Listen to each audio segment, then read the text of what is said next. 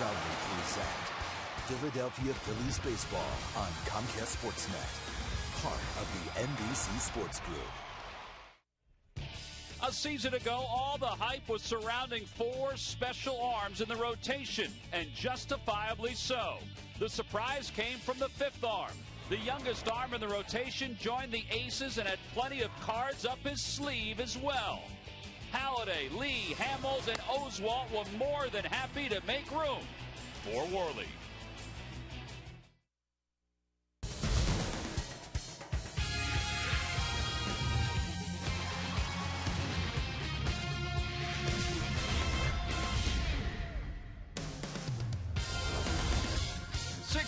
Years of blue skies and sunshine here in Clearwater, Florida, the spring training home of the Philadelphia Phillies. It's day number 5 of games, and it's day number 5 of bright sunshine. This afternoon, the Phillies welcome in the Houston Astros to Bright House Field. Hi, everybody. I'm Tom McCarthy, along with Chris Wheeler. Day number 5, and it must mean Vance Worley's on the mound, and that's indeed the starting pitcher for the Phillies this afternoon, and so many expectations this year, Wheels, for Vance Worley. Did a good job last year, Tom, and yeah, there are expectations for him this year. You know, he got an opportunity, and he ran with it, did a tremendous job, even had to go back to the minor leagues for a while. Here's the pitch that made him last year. It's his comeback sinker that he throws at a left-handed batter especially, runs right back over the plate. Brian Schneider caught him a lot last year. Did a tremendous job with it. He has a good fastball, too, that he can sink, throw a breaking ball, change up. Vance Worley really loves to compete. You check out the numbers that he threw up last year. See, very good job in 21 starts. His stats are outstanding. Under hits per innings pitched, walks, strikeouts, they're pretty good. But how good a pitcher was Vance Worley? Well, how about if we go to Roy Halladay, his teammate, and he'll tell you just how good this guy was. Well, I think, he learned a lot about himself. He came in, none of us really knew, much about him. And, first couple times out, he pitched well. But I think the hardest thing for a young player to do is to maintain that consistency. And he came up and did that very quickly and did it very well.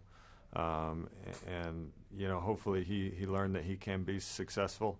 That he doesn't have to do anything special to go out and compete. And I think as a team and as teammates, we realize that this is a guy that can compete for us every 5 days and do a great job.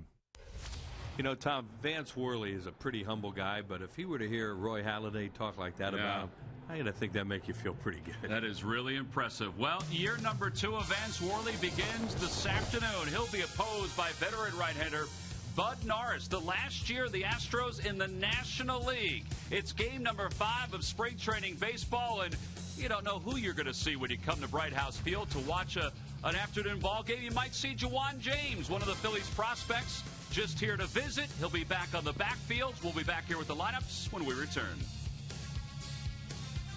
Phillies baseball is brought to you by your local tri-state Toyota dealers. Go Phillies, go Toyota, moving forward.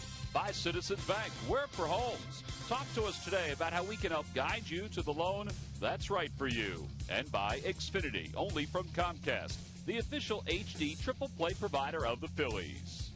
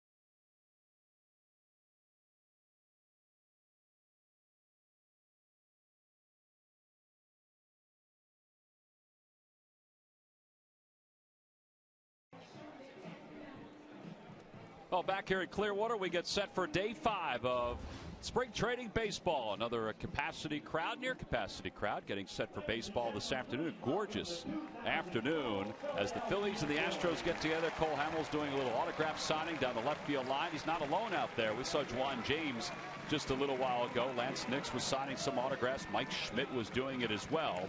As we are about ready to get underway, the Phillies have taken the field behind Vance Worley. And our national anthem this afternoon will be sung by Teresa Foz, who is about to entertain this capacity crowd on a beautiful afternoon for baseball here in Clearwater.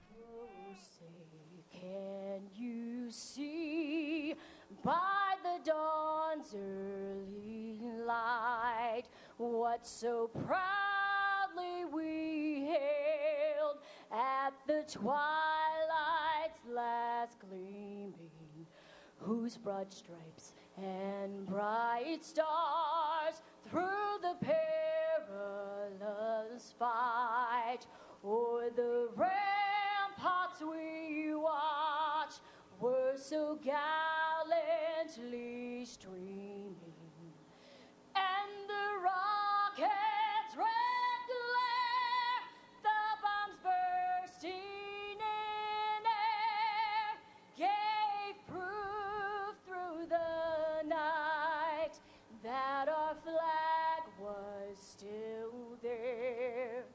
Oh, say does that star-spangled banner yet wave o'er the land of the free and the home of the brave. Miss Teresa Fox. Oh, a beautiful rendition of today's national anthem here at Bright House Field. See where the wind is blowing this afternoon. And let's get to a look at the Houston Astros starting lineup today. It's brought to you by Xfinity, only from Comcast. A lot of the guys they expect to have an impact this year are in today's lineup. Leading it off at center field, Jordan Schaefer. HOU AT PHI, the second baseman, bats second. Brian Bogusevic, the right fielder, hits third. J.D. Martinez, we saw him at the end of the year last year. He's in left field batting cleanup. Jack Cuss, Jed Lowry, Matt Downs, Brett Wallace, and then Jason Castro is back from 2 different surgeries. And he is the starting catcher this afternoon. And the fans, well, they've come out to see right-hander Vance Worley, the 24-year-old from Sacramento, California, is trying to pick up right where he left off last year, Wheels. Did a great job, Tom. You see the numbers are very good. He even had to go down to the minor leagues, had a real shaky outing against the New York Mets up at the Citi Field. They sent him out. He pitched well, AAA, then came back and did a tremendous job the rest of the season. Here's our scouting report on him. That fastball is kind of a backup sinker. We'll see how much he throws it today. Likes to throw it right at the left-handed hitter and come back over the plate. And, pleasant surprise in 2011. That's an understatement. Yeah, he used that sort of two-seamer to get a lot of strikeouts looking last year. In fact, 55% of his strikeouts last year came looking. And here's some of the particulars on Vance Worley. The 55% Wheels, only Bartolo Colon got more guys looking last year in Major League Baseball. Yeah, that's that pitch you're talking about. He freezes. And for right-handed hitters, he starts it away and can go on the outside corner and freeze them. Now, it's another year. Everybody's got the book on Vance Worley, and I remember Jim Fregosi told him a long time ago, saying you really find out about a player, and especially a pitcher, in his second year, because you can sneak up on guys a little bit the first year. By the second year, they got you figured out. Well, Charlie Manuel, who has won 646 games during his tenure with the Phillies, said the other day that he was very excited with the way Worley threw. And the guy on the other side is former Phil's coach Brad Mills in his third year as the skipper of the Astros. So here we go. Phillies are 2-2. The Astros are 3-1 in spring training games. Jordan Schaefer will lead it off for the Astros. The first pitch of the day is taken inside. So we're underway. It's 1 ball and no strikes. A lot of guys that the Astros play or are going to play have come over in trades in the last few years for good players. And Jordan Schaefer is one of those guys coming over from the Atlanta Braves. Schaefer was acquired from the Braves in the Michael Bourne deal. And there was a time where he was the starting center fielder for Atlanta. And he'll have his work cut out for him this year to, A, make the club and get some playing time, because they've got some talented outfielders with Houston. The 1-1 is lined right past the diving John Mayberry. And Schaefer's aboard to start the top of the first. Jordan Schaefer got his first major league home run against the Phillies a few years ago when he was with the Braves. That was a kind of a slopped up breaking ball there by Vance Worley. You know, not real good, not a real good pitch. I'm sure he'd be the first to tell you that. And Schaefer hit it hard. Here's Jose Altuve, who took over last year as the second baseman for the Astros. This after hitting a combined .389 in the minors last season. He led all of minor league baseball in hitting. And the first pitch to him is a strike, and it's 0-1. We saw a lot of these young players they have because the Phillies played the Astros late in the season last year when they had made many of their moves and were trying to break in. Altuve is one of those guys, and you know, he's a high energy type of player. Not a big guy, but they really like him. Last year the Astros won 56 ball games. They lost 106. And this will be their final year in the National League. They are moving to the American League for their 51st season, which will be 2013. Yeah, that's strange. Thinking that they're not going to be in the league anymore. So all the years are going to Houston. 0-1 the count to Altuve. Broke his bat. Slow roller. It's going to find its way into right field. Schaefer will stop at second. So back-to-back hits. One was harder than the other to begin this ball game for Houston. You play the game the right way, and sometimes that can happen. Vance made a really good pitch on him there, but it looked like he was trying to hit the ball the other way. With a runner being held at first base, you don't even have to hit it hard and get it through for a hit. Now, they didn't get a first and third out of it because Schaefer had to make sure that ball didn't hit him. That'll bring Brian Bogusevic to the plate. Last year for the Astros, he had .287 with 4 home runs, 15 runs batted in. He used to be a pitcher. Yeah, former first-round pick out of Tulane. And he hits one on the hands, caught by Jimmy Rollins. The throw to second, not in time. Michael Martinez thought they had gotten Jordan Schaefer. So 1 out here in the first. That's good base running by Schaefer. Now, you should never get doubled off on that play, but a lot of guys do because they're trying to do too much. All you want to do as a base runner here is make sure the ball gets over the shortstop's head and then walk into third, have the bases loaded, nobody out. Jimmy makes a nice play on it, and so did the base runner Schaefer. So the double play is in order with 1 out, and here's J.D. Martinez, former 20th round selection in 2009, and are they high on this guy? The ball's in the dirt, and it's going to enable the runners to move up. It'll be a wild pitch. I think it was a breaking ball. Yeah, another curveball. Looks like he's trying to throw some curveballs, and it hit right where Kraft normally would want it to hit, right in the chest protector there, but it didn't deaden it, and it bounced away. Sorry. So now second and third with 1 out here in the top of the first. Yeah. This guy is a good-looking hitter. We saw them last year late. Man, he hits it hard too. Brad Mills was talking about him before the game that he has loud hits, he calls them. Well, he's only 24 years old and will most likely be the everyday left fielder for the Astros. Yeah, Lee's going to play first base, as you said. Carlos Lee and Martinez is going to play left field unless something happens, but they really love his potential. 1 ball, 1 strike the count. Pretty good breaking ball. Roll to short. A run's going to score, but Rollins will throw out Martinez. So 1-0 Astros, but 2 outs here in the top of the first. I think he's working on his curveball today. Well, different guys seem to work on different things to start spring training. Wouldn't you agree? Yes, it's the time to do it. Rich Doobie, the closest to us in that shot. Mike Schmidt next to Charlie Manuel. Pete McCannon there as well. There's a flurry of activity as Jack Cust, the New Jersey product, will stand in. Flurry of activity before each and every game early here in Clearwater. As Cust takes low, it's 1-0, and Rich Doobie was working on some bullpen sessions today while some of his other pitchers were working on their bunting in the field next to him. Got to get here pretty early to beat the coaches to the ballpark. They do work hard. Gets near the end of spring training, we're always saying, man, I hate to leave here. It's so nice and warm and everything. And those well, guys, I've learned not to say that. Those guys are, get me out of here. You know, we're up every day at 4 or 5 o'clock in the morning. You're not. Good point.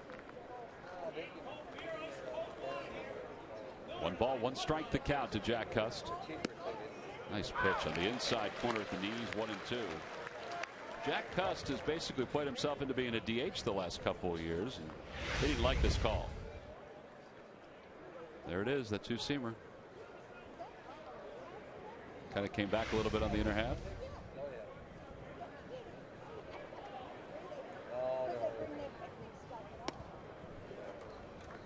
Really used that pitch a lot last year with 2 strikes, and that was your point, Tom, about all the call thirds that he had. And you know, some of the early comments from Brian Schneider this year and even Worley were to try and use it earlier in the count because they'll start looking for it. Yeah, and come up with something different at times to get that last out, that last strike. Grounded to first, and John Mayberry stays down on it. So the Astros do score a run on 2 hits. They leave 1. Bottom of the first here in Clearwater.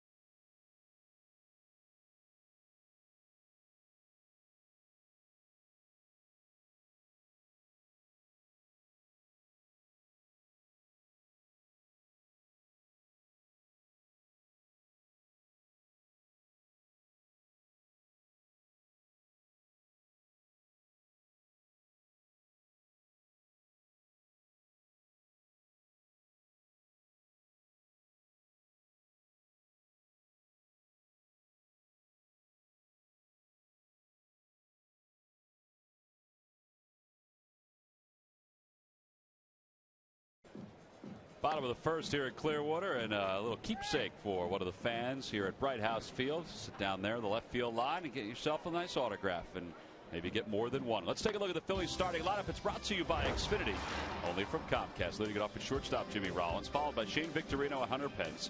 Jim Thome's in the DH spot again today. He'll back cleanup. John Mayberry's at first base. Lance Nix hits 6th. And in the bottom third of Kevin Franzen, Eric Kratz, and Michael Martinez.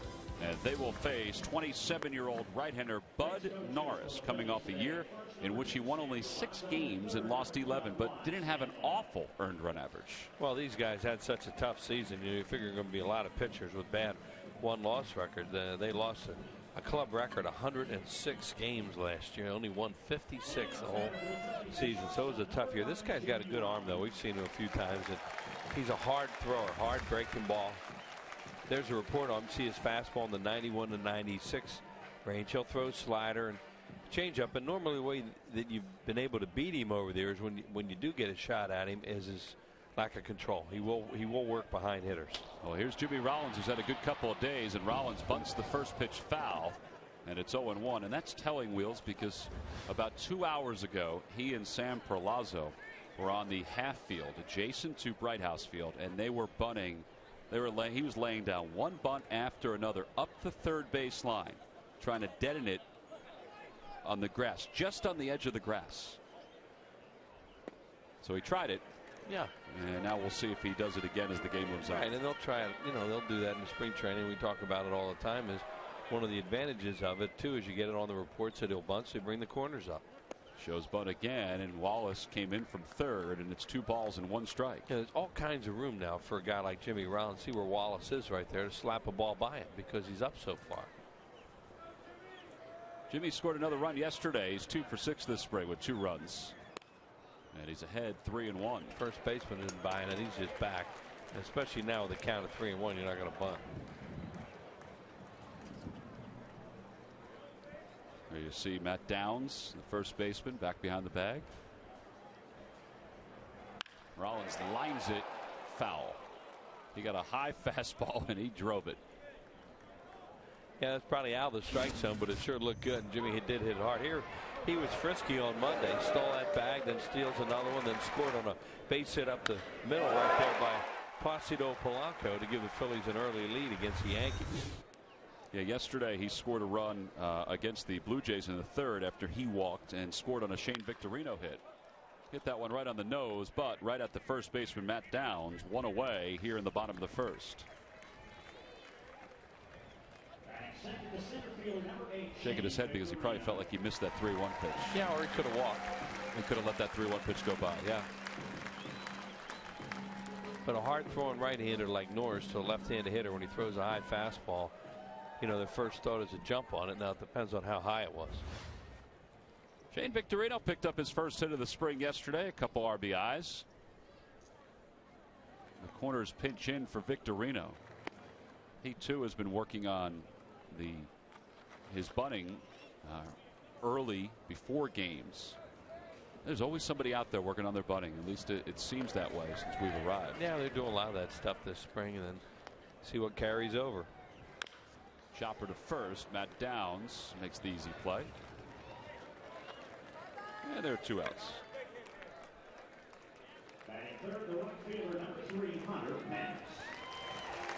So 2 away. Bud Norris will face his former teammate Hunter Pence. Pence so far 2 for 7 in the spring. Both hits have been home runs, and one was longer than the other. The one in Tampa that he hit on Sunday through the wind. I mean, it just kept on going.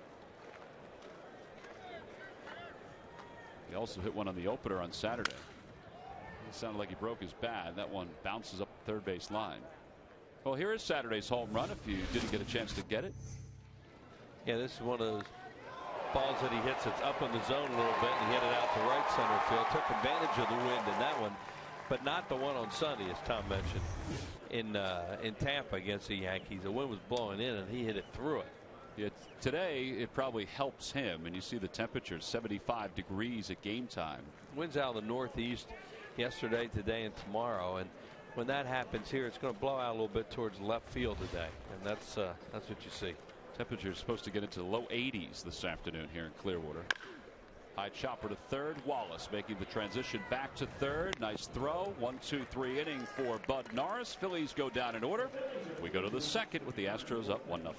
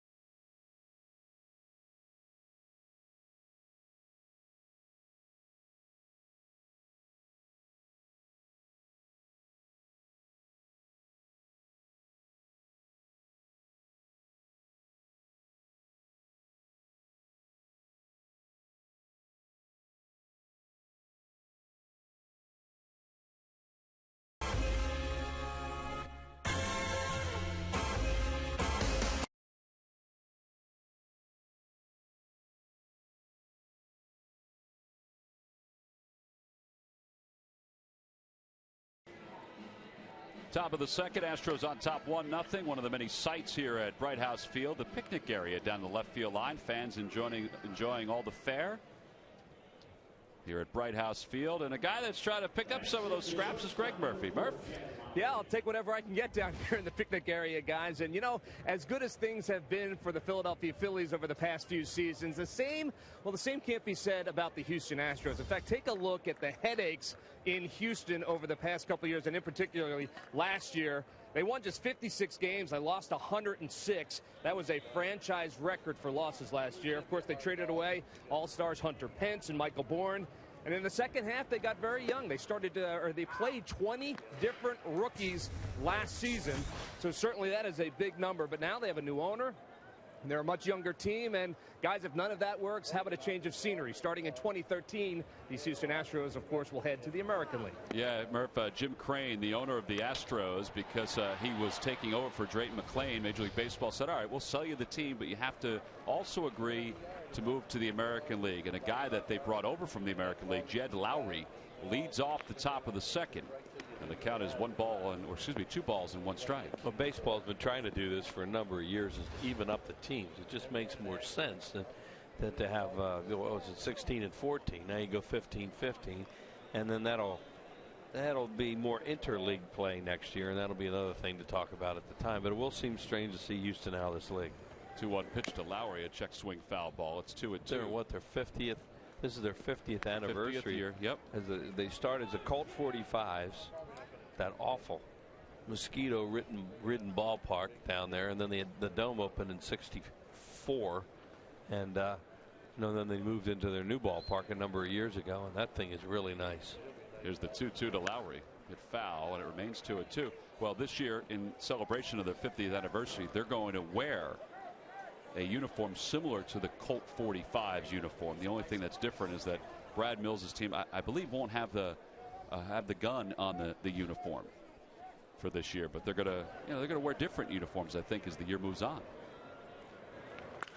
Phillies, a team that played the first game in the Astrodome and the first game in what was originally known as Enron Park and now Minute Maid Park. So they opened up 2 new ballparks in Houston. I don't know who their opener was in that old Colt 45 stadium. I never was there, but I heard it was awful. They said those mosquitoes were big as airplanes.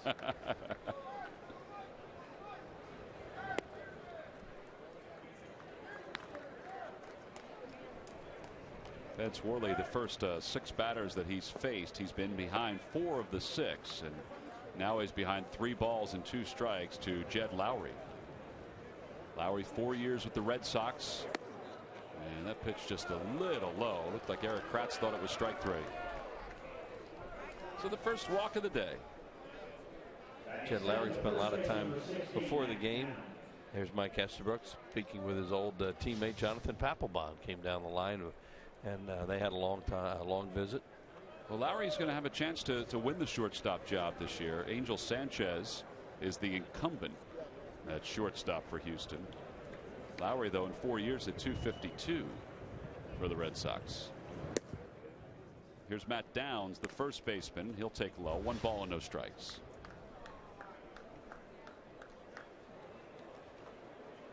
How about the starting pitchers the first 4 days of spring, Wheels? 2 runs in 8 innings of work. Cliff Lee yesterday pitched 2 scoreless innings in Dunedin. I don't know that it's true, or certainly not official, but in my mind, I can't ever remember a shutout over at that place. And I've been going over there since '77. 7-pitcher shutout yesterday. Unbelievable. I mean, normally there just runs in that little ballpark by accident. Well, the wind helped a little bit because there were a couple shots for both teams. Right. But for both teams that the wind kind of knocked down. And that's an unusual wind we've had here the last couple of days. You don't get a whole lot of northeast winds during spring training here. Boy, normally over there that's a shooting gallery. 2-0 the count to Downs. Up high, 3-0.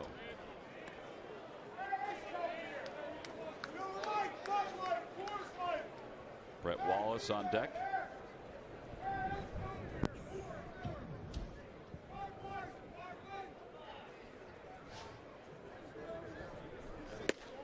There's a strike, and it's 3-1. One of the few chances for the Phillies during the spring to play a National League team, too. It's kind of nice.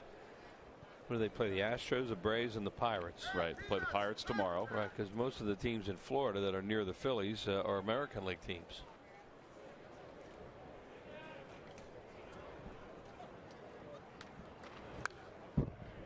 Jim Thome's DHing today, and the Phillies will use a DH for probably another week or so before the pitchers will start to hit.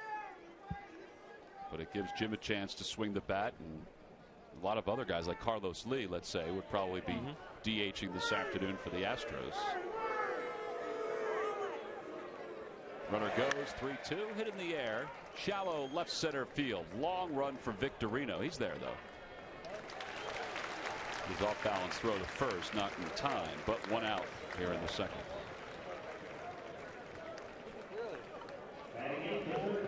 He's talking right out of Jimmy Rollins because the ball probably came in a little farther than they thought. Those two have quite a relationship. Jimmy spends a lot of time around Shane just shaking his head. Of course, we all do. In a good way. Yeah.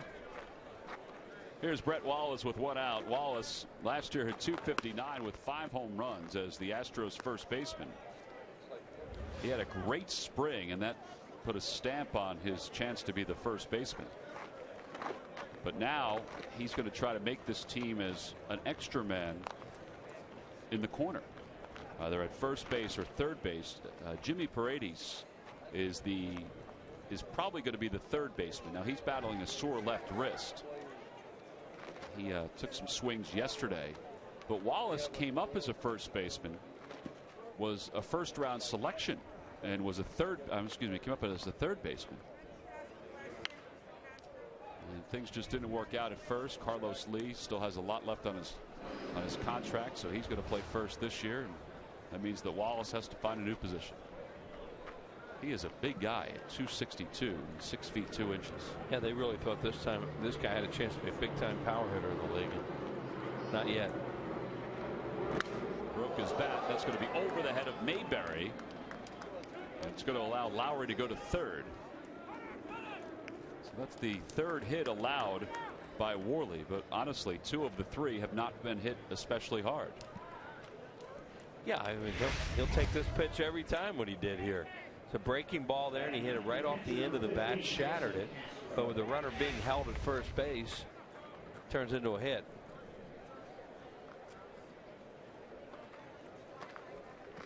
So now we'll deal with Jason Castro. They really like this kid if he can get healthy. He's, a #1 pick out of Stanford. Talking to Brad before the game, Brad Mills, their manager, and he said, boy, he's got all the tools, but they got to get him healthy. Yeah, they have 2 catchers who are on the 40-man roster aside from Castro. Chris Snyder, the veteran, who homered yesterday. And Humberto Quintero, also a veteran, but Quintero's having back issues. So Castro still has to earn the right to be the everyday catcher, but the fact that Quintero is banged up may help his cause. Phillies are set up to turn 2 with 1 out here in the top of the second. That ball's hit sharply right back through the middle. A base hit. Jed Lowry's going to score, and it's 2-0 Houston. That leadoff walk really hurt Worley in this inning, and it's still going. It was a changeup, it looked like, and it was trying to sink down and away from the left-handed hitter, and it didn't. It was right there. Well, now with 1 out, Jordan Schaefer's the batter with 2 on here in the top of the second. There's a strike, a fastball. And it's 0-1.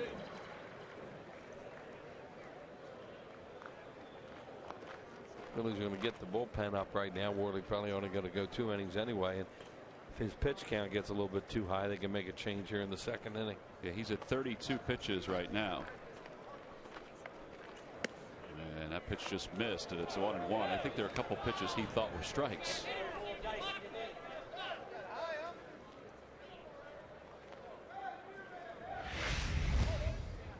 Well, this one's close.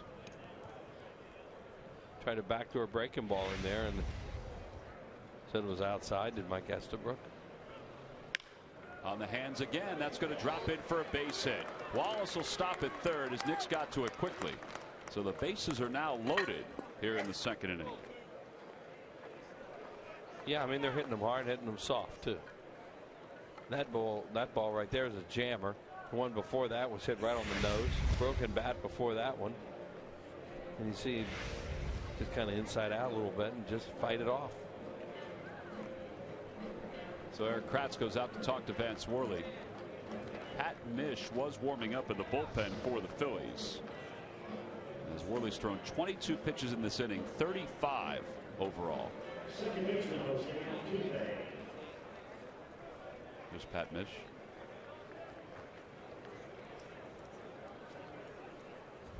And here's Jose Altuve with the bases loaded.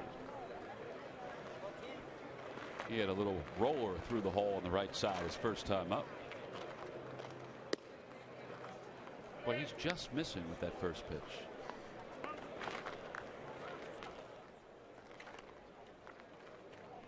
Yeah, he's having a spring training outing today. Not real sharp, but also not real lucky either.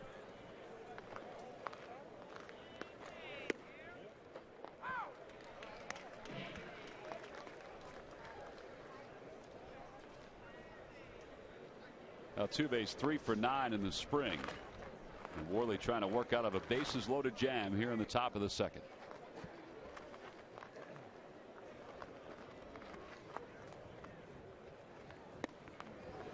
Well, some extra movement on it at the end. 1 and 2.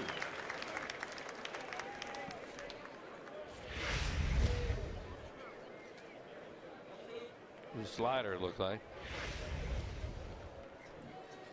A little bite. Sure did.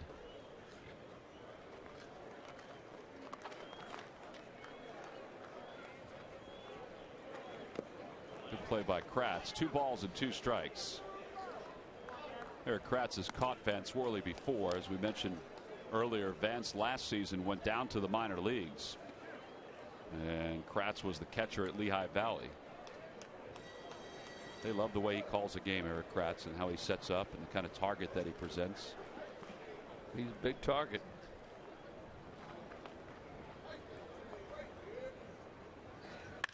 Hit sharp with his short. Could be 2. Rollins from an knee. Martinez with the exchange. And Vance Worley works out of a jam here in the second. He does allow a run on 3 base hits. He leaves 2. Middle of the second. 2-0 Astros. The draw of the past is a powerful thing, but we couldn't simply repeat history. Lexus GX.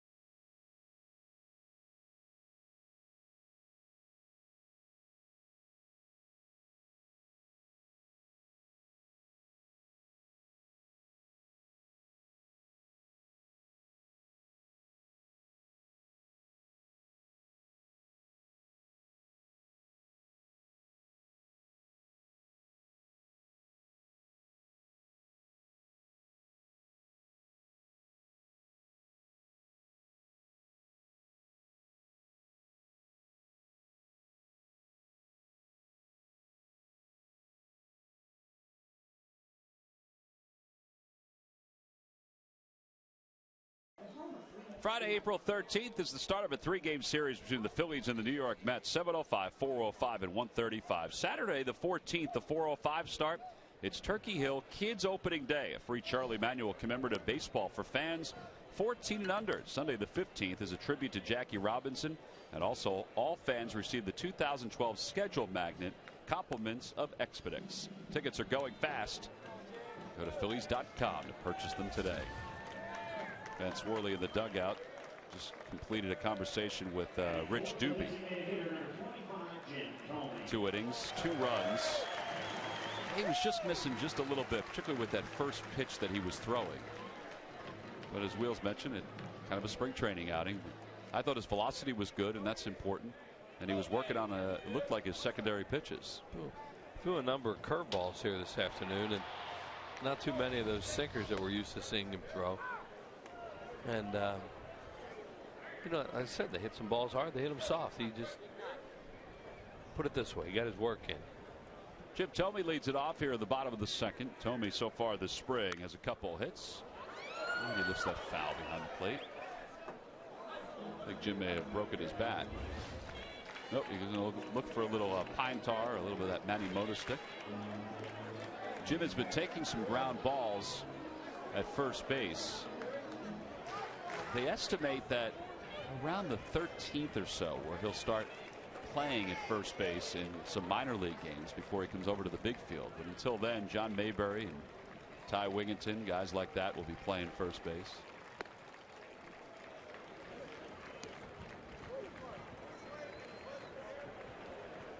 He'll start the year with 604 home runs. Pretty impressive stuff.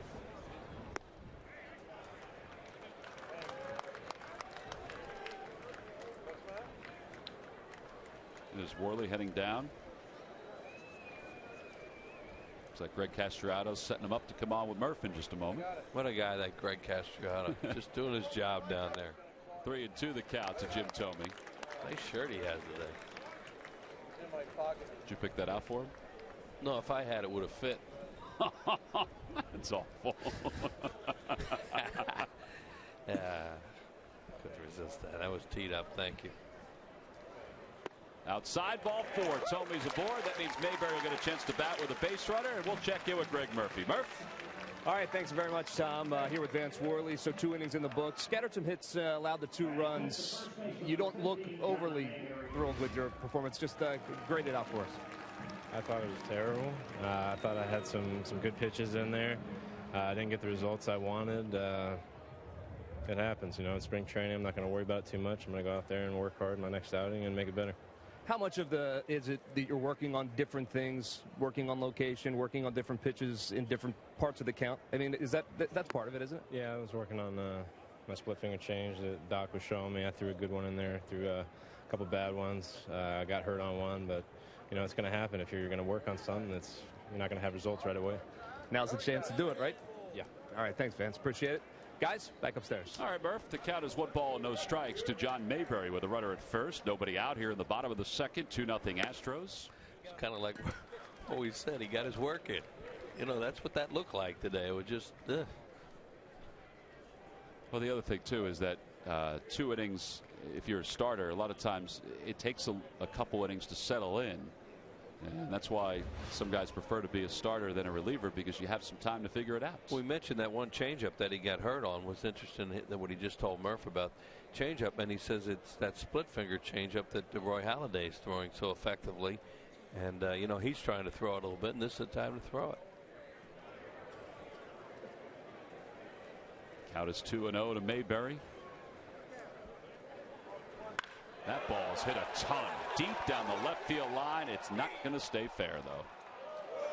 Wow, that took a hop right into the concession stand and then came on out. It was right in the bullpen grill. Yeah, it was. They knocked some fries around. And you want a baseball with your hamburger? Hey, he just got out front a little bit on this.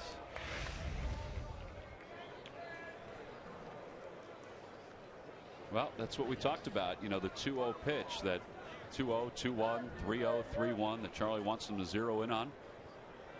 He got a good swing. Well, what you never like to see is a guy, especially like a guy with Mayberry with power, is to hit a 2-0, a 3-1 pitch to the right side foul, because that's not a good swing. You know, that time he got started a little bit too quick, but that to me is much better than hitting a weak foul ball to right field when you're ahead in the count. Those are the kind of pitch counts that you when you get behind in the count, that's when you hit balls the other way.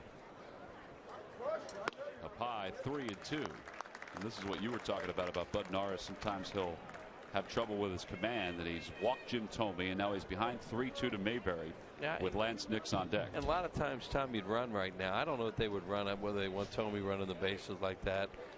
You know, on a strikeout's an automatic double play, but we'll see. Short lead for Thome over at first.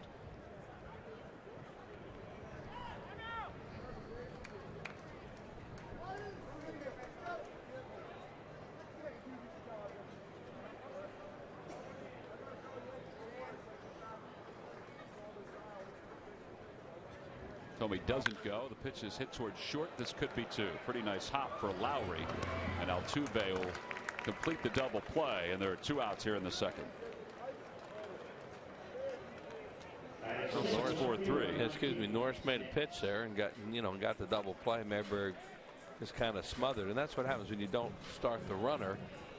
You start the runner there a lot of times to try and stay out of the double play, but I don't know they told me running the bases all that much. Yeah, and on a play like that with Jim, it still may have been an easy double play. Still would have been a double play, right?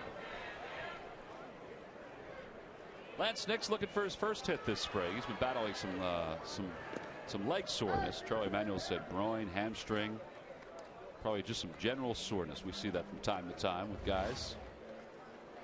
Those were his numbers from a year ago. 16 homers, 44 runs batted in. Phillies picked him up as a free agent this offseason from the Washington Nationals. He's got that big leg kick, and he was unloading on that grounder to Altuve. 4-3 on the putout. 2 innings in the books. We go to the third. It's 2-0 Astros.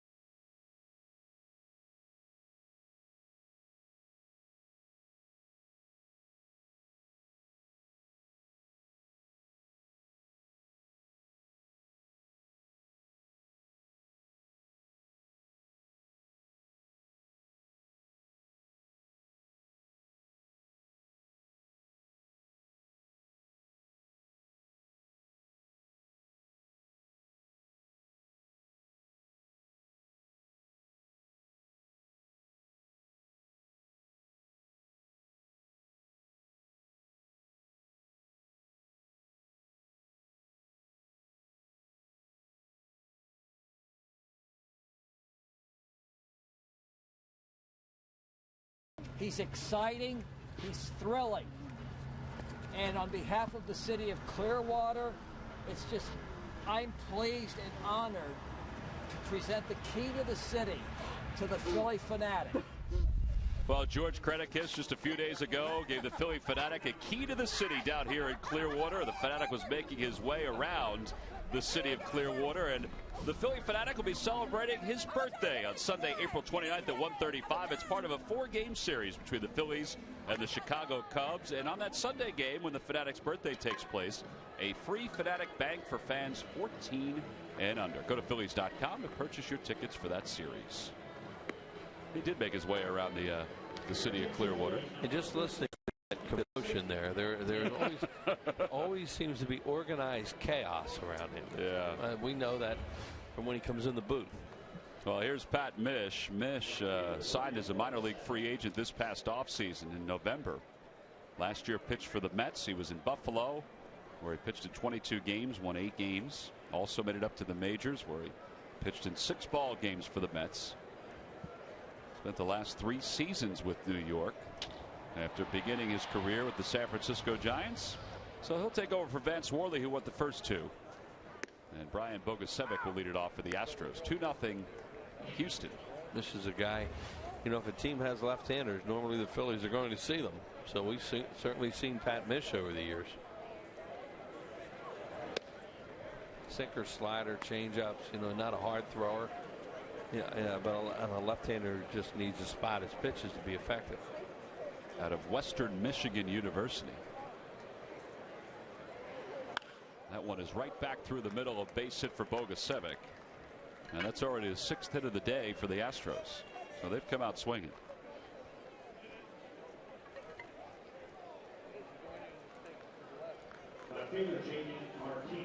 And here comes J.D. Martinez.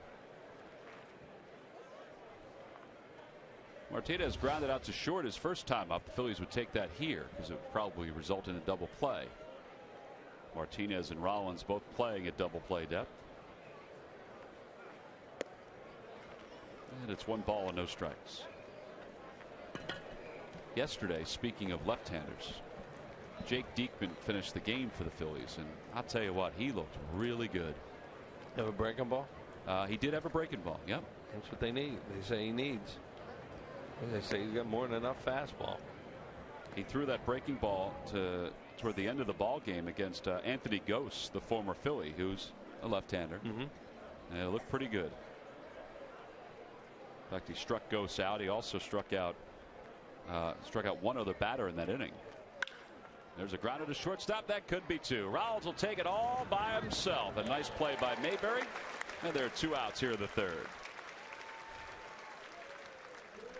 Jimmy thanking Mayberry for that one because he just made a poor throw with a lot of time and no pressure on him, and threw a one-hopper over there, and John dug it. See right here, a dead double play ball, decides to take it himself.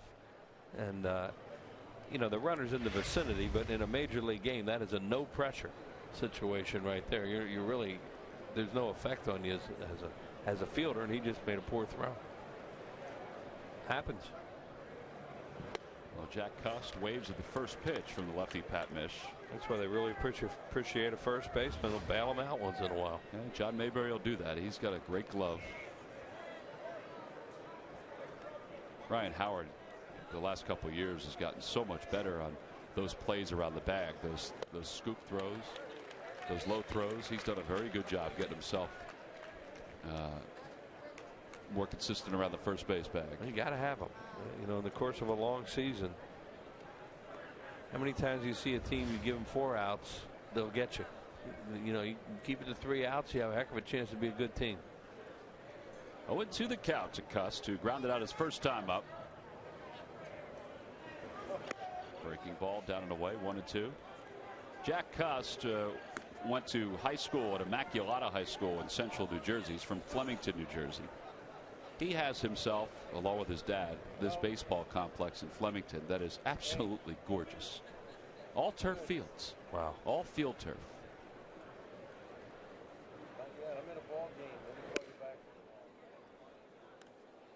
He was with the Phillies last year down at Lehigh Valley, but for a very short period of time. They were kind of in search of a bat that could help off the bench. Yeah, we saw him when the Phillies were in Seattle in a home run in one of those games. One of his 3 last year. That's all he hit. Well, I remember he hit a home run to right center. I don't remember who was off. It's better to forget those, Wheels. Yeah. Well, the pitcher knows who it was. He knows who he is. Ball 4, so he lost Cust. He was ahead, no balls and 2 strikes. So a 2-out walk. Second walk of the day for Phillies pitching. Probably see that a lot this year, those 2 guys having conversations in the dugout. Oh, yeah. Dad and son. Let's go, Tomes. Hear that every day. Let's go, Jimmy. Told me he just, you know, he loves Charlie. Jed Lowry's the hitter. He'll take outside. Well, Charlie loves to talk hitting, and Jim Thome does too. One of the reasons that the Phillies brought Jim Thome back was just because of his presence, his energy, and, you know, his ability to talk to other guys about the game. Just talk the game. Fly ball down the right field line. Does Pence have a chance at it? Over toward the crowd. It comes on back, and the catch is made in fair territory. Astros leave 1. We go to the bottom of the third. Phillies down 2-0.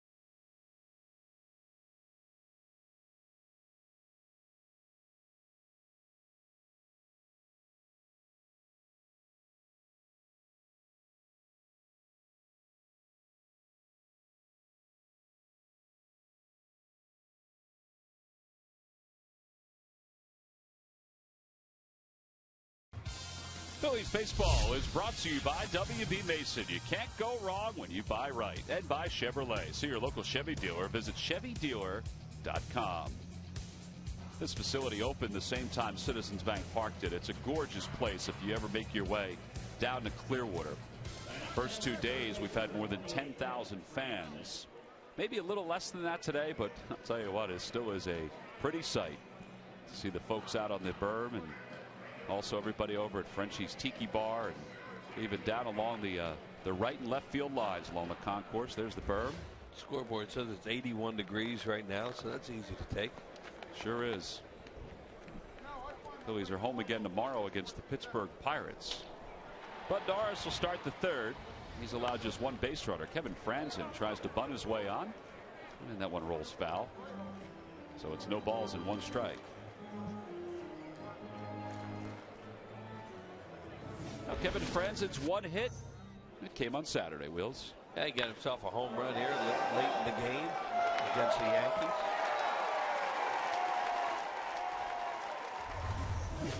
And they've been bouncing him around. Second base, third base. And if he does make the team, that would be his role. Grounder towards shortstop. That ball hit the mound and makes an easy play for Lowry. Boy, a lot of ground ball outs for Bud Norris. That means his ball is sinking the way he needs it to. Yeah, well, he has a heavy fastball. And, you know, that's what he, as you say, that's what he needs to be effective. But he's also can be a strikeout pitcher. We've seen that from him. Maybe, I don't know, with all these ground balls, maybe he's throwing more two-seamers. That looked like a breaking ball there, though, that he just got out in front. Well, I'll leave it for Eric Kratz, who's catching this afternoon. Kratz last year hit .288 in AAA, 15 home runs, 53 runs batted in. One of the best sights that was ever captured was a couple of years ago during the AAA All-Star game at Lehigh Valley, when Eric Kratz was playing for the Pirates AAA affiliate, but the game was in Lehigh Valley and he made the team.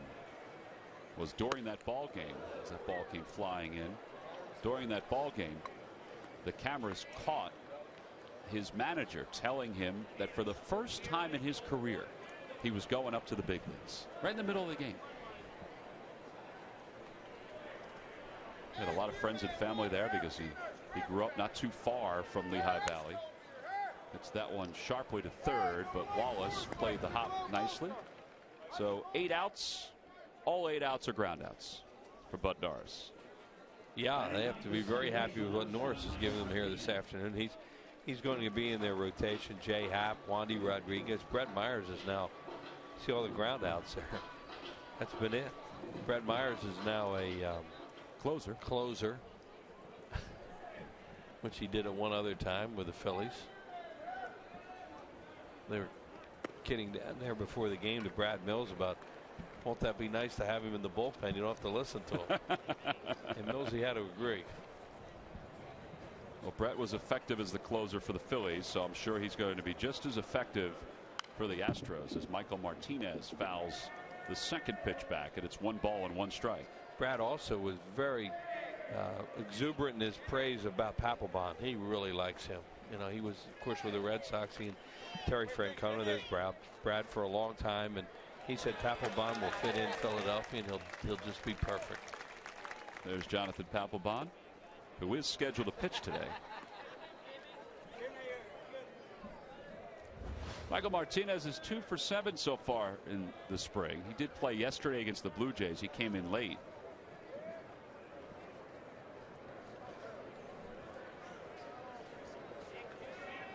It's 2 balls and 1 strike. And make it 2-2. Michael Martinez on Monday. He hit that ball well. He threw himself a little duck hook down there for a home run down the left field line. Been a lot of talk about his defense this spring because he's made a couple of errors already.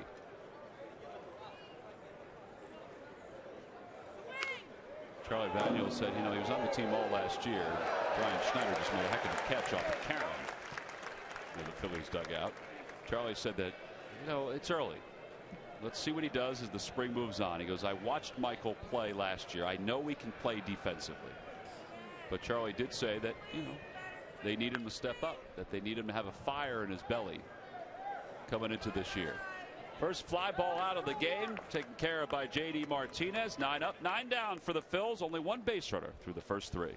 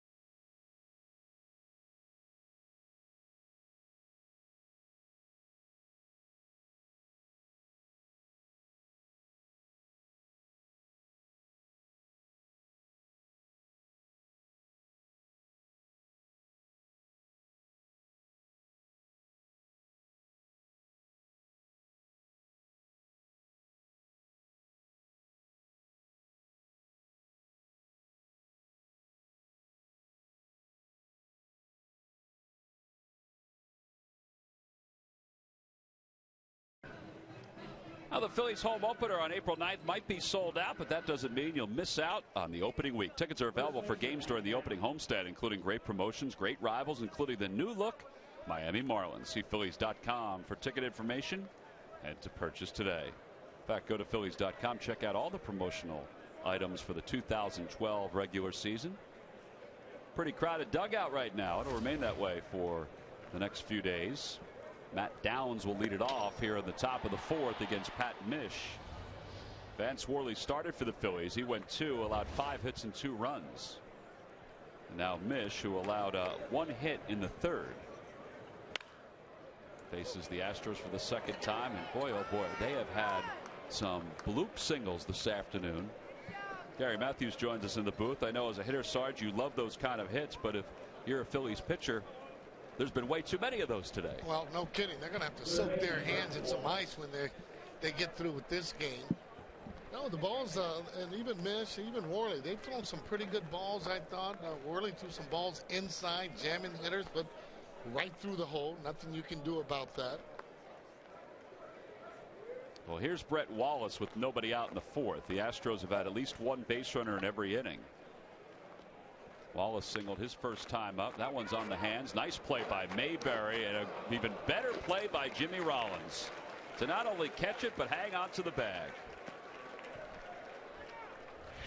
Well, he's got his momentum going right toward the bag there. Mayberry throws a little bit wild, but you can see that J-Ro straddling that bag so he can go either way, left or right, to be able to catch that ball. All right, so we've watched John Mayberry this spring over at first base. I know you've talked to him often, but he's got such soft hands playing that position. He's got soft hand, and mainly, though, he's played this position before, so he's used to it over there.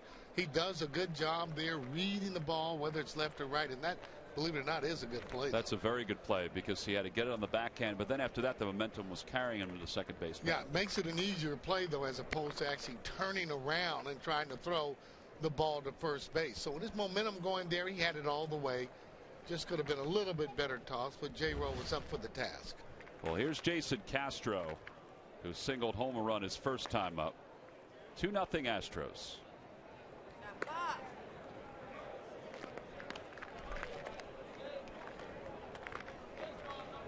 Castro last spring hurt his knee, and it turned out to be a season-ending knee injury. He had surgery, and then he had foot surgery in the offseason. Former #1 pick out of Stanford. That one's off the end of the bat, but another base hit to center field. So first and second now for the Astros. Pretty good hitting right there. Line drive right up the middle. Lefty against lefty. Got some extension on that particular ball that he hit. Check it out. Out over the plate. He gets good extension on that. Well, you get that ball out over the plate with those guys with big arms, they can hit the ball a long ways.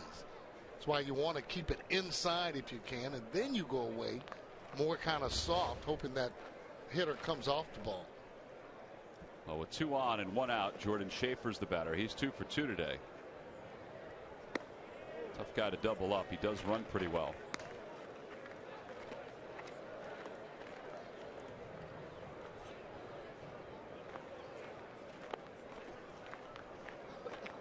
Phillies infield looks to turn 2. Franzen, the third baseman, is back about a step behind the bag. Good pitch. Would you compare Pat Mish to a Jamie Moyer? I know they're similar build, but does he have to be as fine as Jamie used to be? I think that Mish can get away with different pitches at different times, where Jamie, getting that ball up, usually got hit and hit hard. You know, we've seen him pitch before, and he's done a pretty good job. There's a fly ball down the left field line, and it's out of play. He's got a decent breaking ball that he throws, keeps the ball in, but again, he can't afford to pitch out over the plate. He's got to be able to pitch in on the corners, up and down. But with him having, I think he does have a better breaking ball than Jamie Moyer. Excuse me, Sarge. Take a look at some of the particulars on him. Drafted by the Giants in the 7th round in 2003, and he made his major league debut in 2006. So, if anything, he could be inventory in AAA. And we've seen him in the big leagues the last couple of years. Yeah, well, you need insurance, and you need players in AAA. We've seen before. That ball's hit well to right, and Hunter Pence going back, and he's got no chance to catch it, but it's off the top of the wall. A run will score, and Schaefer has an RBI double. I think the wind saved that one from going out. Oh, clearly he had enough home run distance, thinking maybe some of those runners thought the same thing, that the ball was going to be out of the ballpark. I think what he did, though, he got right on top of that ball. Again, that ball in a little bit. Schaefer, short hands. Now, how that ball goes right down, that tells me he has top spin on the ball as it goes down. It's a 3 for 3 day for Jordan Schaefer. And that's already 9 hits now for the Astros, with 1 out here in the 4th. And with Castro at 3rd and Schaefer at 2nd, Jose Altuve is the hitter, and the infield will play back except for the corners.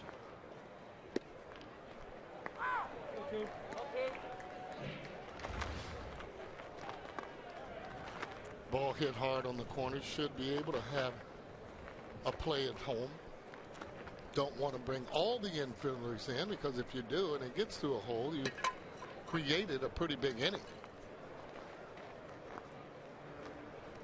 Nice play by Kratz. Make sure the runners stayed at 2nd and 3rd.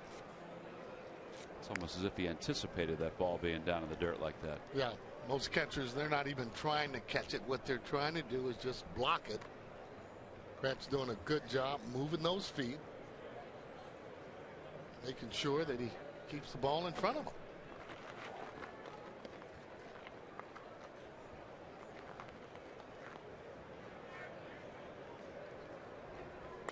Little number up the first base line. It's going to spin foul, and Mayberry will make sure of it. And it's 1-2. You know, as an outfielder, I know that you did different drills to, you know, take a ball off the wall, or even to catch a fly ball to the left or to the right. For a guy like Kratz, who's catching, you know, there are drills to learn how to block the ball properly, but I'll tell you, you're wearing that equipment all the time. It must be a pain in the neck. I tell you, Matt Matheny, now who is managing the St. Louis Cardinals, during drills, you would throw the ball. Matheny would actually block balls, and you could not get the ball by him, and he would let you come up. Mike would always have you come up further than the mound and throw in hoppers to see whether or not you could get him by him. Good play there by Mish. Looking back, the runner making sure that he isn't coming home. But you're right. There's those drills that they have, and you can throw breaking balls, which it goes back the other way, sinker balls, and with Mike, very difficult to get it by him, and I don't ever remember getting a ball by him. And those are drills that those catchers are going to do all the time, and you get them during the course of the season. Well, it looks like Eric Kratz is he's learned from those drills because he's done a pretty good job in the games we've seen this spring so far. 2 outs, runners on second and third. Bogusevic, the hitter, and a breaking ball taken for strike one. It's when pitchers are at their best, when they can start off and throw a breaking ball over the plate. Usually the hitter looking fastball.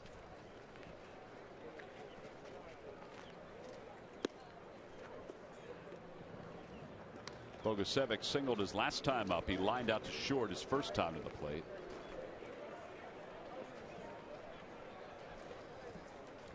Weiland is warming up in the bullpen for the Astros. Guy that they got from the Red Sox, along with Jed Lowry. So he'll take over for Bud Norris. It's 2 balls and 1 strike now to Bogusevic. Well, you look at that Astros team, don't see a lot of household names, recognizable players that are out there. Over to third. Franzen takes a nice hop and miss. Ooh, the throw goes off the head and up the right field line. 1 run scores. Here comes the second run, and the Astros now lead it by a score of 5-0. Boy, that was an easy play, and the ball just sailed away from Franzen. Well, these are the plays Charlie talks about that you got to be able to play defense if you're going to play on his team. He just lets that ball get away from him. See how he throws that ball there up high, and it just kept sailing on him. Almost looked like that Mayberry might have stretched a little bit too soon, but very difficult play with that runner actually running into you. You've seen players getting their arms broken when that throw is up the line. Yeah, he was trying to hang on to the bag, and I think that Mayberry thought that Bogusevic was already past him, so he couldn't grab it and swipe the tag. He had to hold on to the bag. So it is an error to Franzen. 2-run score on the throwing error. 3 overall in the inning. It's 5-0 Astros, and there goes Bogusevic, and Kratz has no chance to throw him out. Going to give you an indication of how the Houston Astros are going to try and play this year. You can tell just from the very first inning that they really have a lot of hustling in their mind. They got that running game that are going, and when you have that top to bottom, it's going to make it easier for them. You know, not having that real superstar, other than maybe Carlos Lee. Carlos Lee, yeah, in their lineup. If you consider him, and he is really a bona fide all-star type player, but would be the only one I would think on the team playing every day. 2-1 the count to J.D. Martinez. I think it's easier to get the players to buy into what the manager wants to do when you have younger players. They're just glad to be able to make the team and to be there. Veteran players have a tendency to think more about winning. That ball is a bullet to left field, and it's going to go to the wall. A run will score. Martinez heading to second. He'll get there easily. 10 hits for the Astros. It's 6-0 Houston.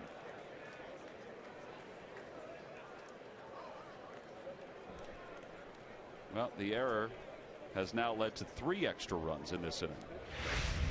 Bad location, and when it happens, ball's going to be whacked, as he has pretty good form on there, J.D. Martinez. His hands are up high. You like that. Hits against that front foot. The Phillies are probably going to get somebody up in just a moment, because Mish has thrown a lot of pitches now in these 2 innings. Rich Doobie just sat back down. He must have went to the bullpen phone. Yeah, you see him writing down, and what Doobie's doing, he's actually charting the pitches and seeing the exact number. They have a number that they want Mish to actually throw and don't want him to go over that. So he keeps marking down exactly the pitches, the location, whether or not it's a curveball, fastball. There's Joe Savory, who's up and warming for the Phils.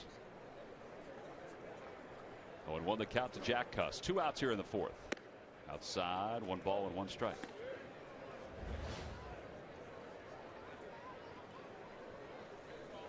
can't afford to give up extra outs in this league to any of the teams.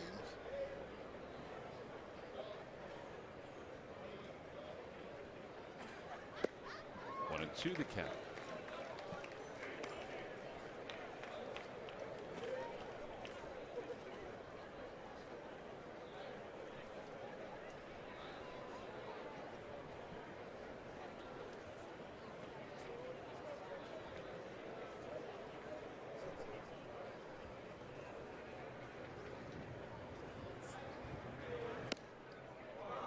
Well, there have been a number of close pitches today. That's a pretty good pitch. Yeah, like Vince Worley had a couple of them, and Mish has one right there. 26 pitches in this inning alone. Well, defense has a little bit to do with that, and he should be in the dugout and sitting down. 2-2 the count.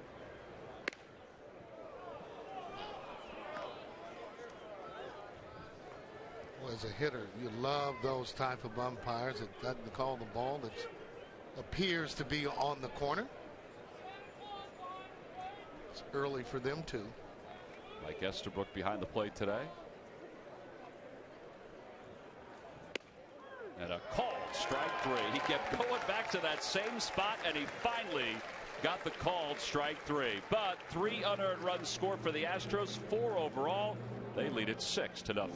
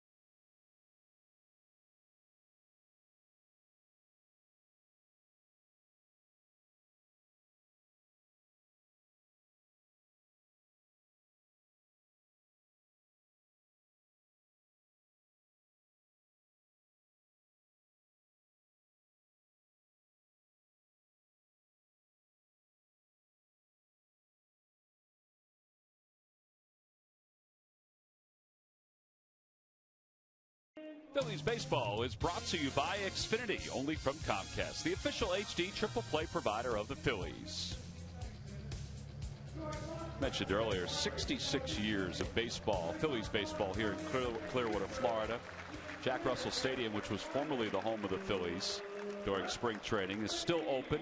They host some different American Legion games, high school games there. But this facility, Bright House Field, is probably the best in all of Florida. And I think all the fans that come here would agree with that. It's 6-0 Astros as we go to the bottom of the 4th. Sarge, you had spring training at old Jack Russell Stadium, and what would have been like to play in this place? Would have been beautiful. I mean, this is a great ballpark to play in, and the fans are really right on top of you and anything that's new. Not only that, though, with the success that the Fighting Fields have had over the last few years, it does make it difficult to get a seat, but hey, you got to come on out, take your chances, and can always see a number 1 on the mound. Just about. Well, Kyle Weiland is the new pitcher for the Astros. He came over from the Red Sox organization. He was part of the deal that brought Jed Lowry to Houston for Mark Melancon, who was going to be a setup guy for Boston. Phillies do not have a hit yet today.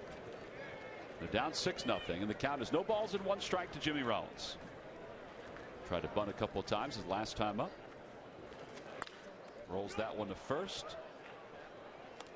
And there's one away. Well, these Houston Astros will be in Philadelphia Monday, May 14th to start a 2-game series.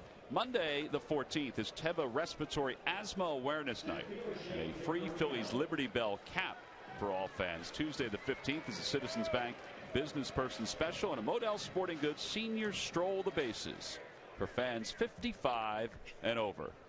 Get your tickets by going to Phillies.com. One out. Victorino's the hitter.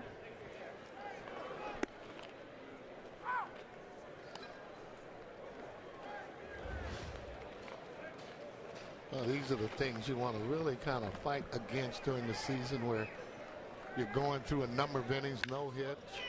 As we just get one. Hello. There we go. But one out here in the fourth. And the fans know it as they kind of give him that, well, it's about time.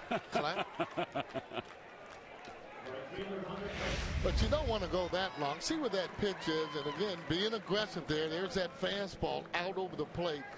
Victorino getting better and hitting that ball and not trying to pull the ball as much. That's how you end up learning. The years that you play, you get a lot more experience. Well, second hit of the spring for Victorino. First hit of the day for the Phillies. Hunter Pence now the hitter. The ball got away from Castro for a moment. 1-0 the count to Pence, who grounded to third his first time up.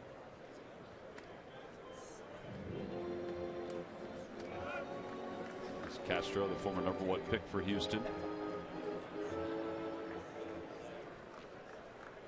Sarge, can you see a difference in Pence this spring compared to, let's say, late September, just how healthy he looks? Well, he looks healthy. He's still aggressive, and he's just one of those players that, I mean, he's all out on just about everything. Look at that swing there is exactly what I'm talking about. Whether or not he has no strikes, 2 strikes, he almost swings the same way. But I don't see a whole lot different. He's still perky the way that he has that he's been. Well, he had the hernia surgery at the end of the year once the season came to a close, and I mean, I'm sure you played with strains, stomach strains, rib strains. I mean, that does affect the way you swing. Well, it does affect the way you swing, and usually you can't swing as hard, but he seems to be able to do that. I mean, just unconsciously, where that's just his style of hitting. 1-1 the count to Pence. A little number off his foot, and it's 1-2. So a lot of times, most of the pitchers, when they pitch to him, they want to start him off with a strike, but they don't want to start him off with a fastball usually for a strike. Something off speed, something maybe just up above the strike zone. But when he sees it, he attacks it, and obviously the #1 pitch he likes to hit is the fastball. Victorino off first. And a called strike 3. A breaking ball from Weiland, and there are 2 outs. Boy, that just freezes you right there. You're kind of looking at a pitch, and watch how this ball breaks. Just that's where you freeze them right there. Once you make that move, you are done. Once you end up bailing just a little bit, you cannot recuperate on it. Nasty pitch like that, all you want to try and do is to be able to foul that ball off, but that pitch right there will get the best of him. Jim Thome walked his first time up. They have the overshift on against Thome. It's 1 ball and no strikes to him. Nobody over third. And there you see the second baseman Altuve out in shallow right field. 604 home runs, 1,674 runs batted in. Hall of Famer, no doubt. I don't think there's any question, particularly in this day and age with a number of the all-time home run leaders now being implicated in either steroid use or whatever it is that they were taking. Well, and Jim has done it the right way. Meaning by lifting weights and just going out and letting his true ability do what it has done. Just being a strong guy. Oh. And the thing that separates, Jim from a lot of other hitters, he talks hitting. He wants to talk hitting, and he does it quite a bit. And you start talking hitting around him, and instantly he gets a smile on his face. Well, he'll do this a lot too. He'll take a lot of pitches and he will walk. You know, he's a home run hitter, but he also knows how important it is to keep the train moving. And if it's not the pitch that he wants, then he'll pass it on to the next guy. In this case is John Mayberry.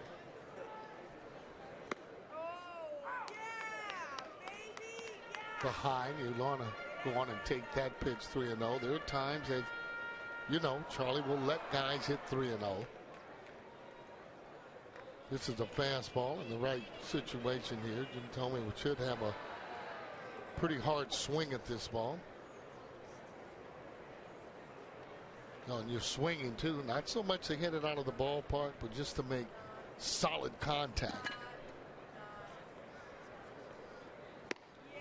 Well, he got a pitch that he could drive a little bit. And it's 3-2. Yeah, threw him a little bit of a cutter. Yeah. Ball had some movement at that last minute. It seemed to jump right in on his hands on the inside part of the plate. Take a look at it as he goes out to hit it. See how that ball just might have even took a little bit off of that pitch as he sneaks it in there on that inside. You can't live in there with Jim Thome, but you can surprise him every now and then.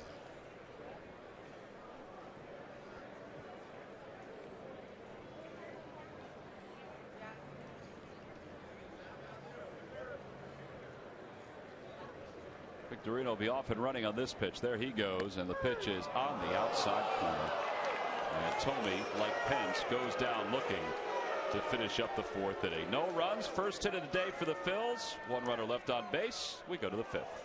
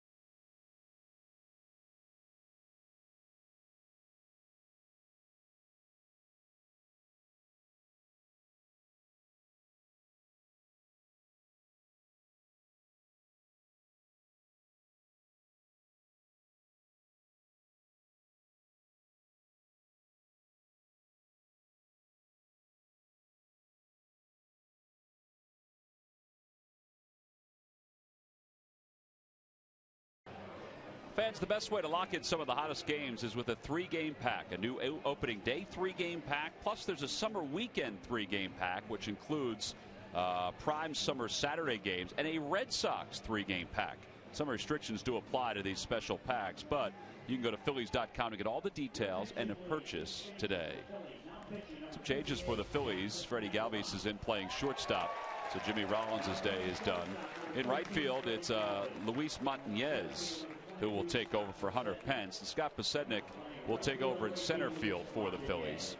And all that in preparation for Jonathan Papelbon, who will be the new pitcher for the Phillies. Papelbon has thrown a scoreless inning so far this spring. Last year with the Red Sox, he had 31 saves and a 2.94 earned run average. Throwing here in the fifth, which is the same inning he threw in the other day. Probably won't see him throw in the ninth until later on this spring, maybe toward the end of the spring. Yeah, if at all. Well, again, the closers, all they're looking for is just to getting their work in, not necessarily that situation where you need them in that 8th or the 9th inning here these days. Well, Jed Lowry, his former teammate, leads it off. I don't know if Lowry faced him at all during spring training and inter-squad games or anything like that, but this must be kind of funky. Well, they get a chance. He already knows the movement, even if he has not faced him, and his reputation that he has. Papelbon has fit in perfectly in this Phillies clubhouse. Truly. 0-1 the count. And it's 1 ball and 1 strike. Well, it's easy too, though, when you come with the reputation that he has, and then once he gets there, they end up seeing how even a better guy he is in the clubhouse. The fraternity accepts him with no problem at all. 1-2 the count as Lowry fouls it back. Lowry is 0 for 1 with a walk and a run scored. Yeah, it used to have to be that closer would stay around until late in the ball game, but a lot of times, though, when you don't get a chance to pitch that 9th inning, they end up going on now and pitching 5th inning, 6th inning, 7th inning, just to make sure that your closer is getting enough work.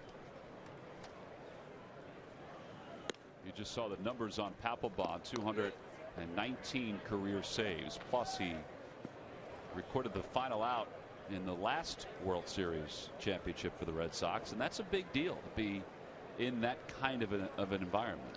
Well, the experience there, and you're right about it, and playing in Boston, he already knows he's gone through some fires.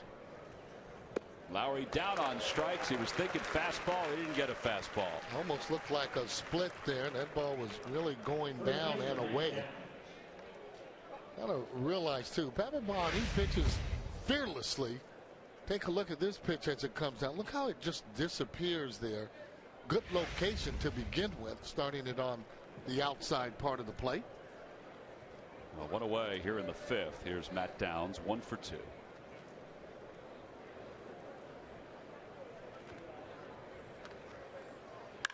That ball's hit a ton to right center field. What will the wind do for it? Pasednik is there. Oh, he missed it. He went sliding in, and he must have lost it as it came down. Downs had stopped at first, but he's still going to get over to third. Martinez's throw just a little too late. I think he just lost it as it came down. Lost it really either in the sun. I thought for a minute maybe he was hearing the little footsteps. As you see that, he's actually looking up. See where this location is. When that ball's down the middle, we talked about it. Ball hit right in the gap. He's going over. Now he kind of loses it. You can tell where he did not get that glove on it.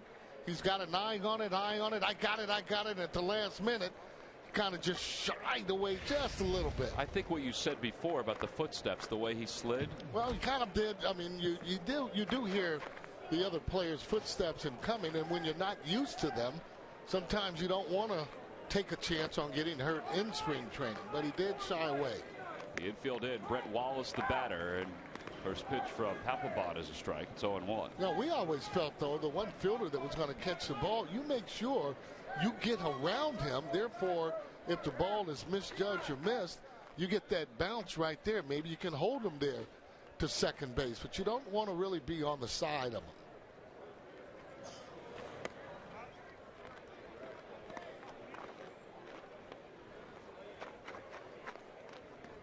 Wallace has been on base twice today.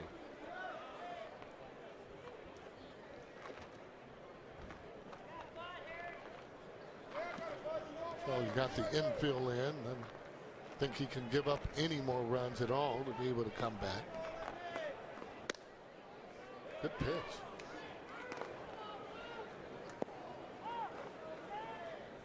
They appeal to the third base umpire. Mike Estabrook almost looked like he was doing it begrudgingly.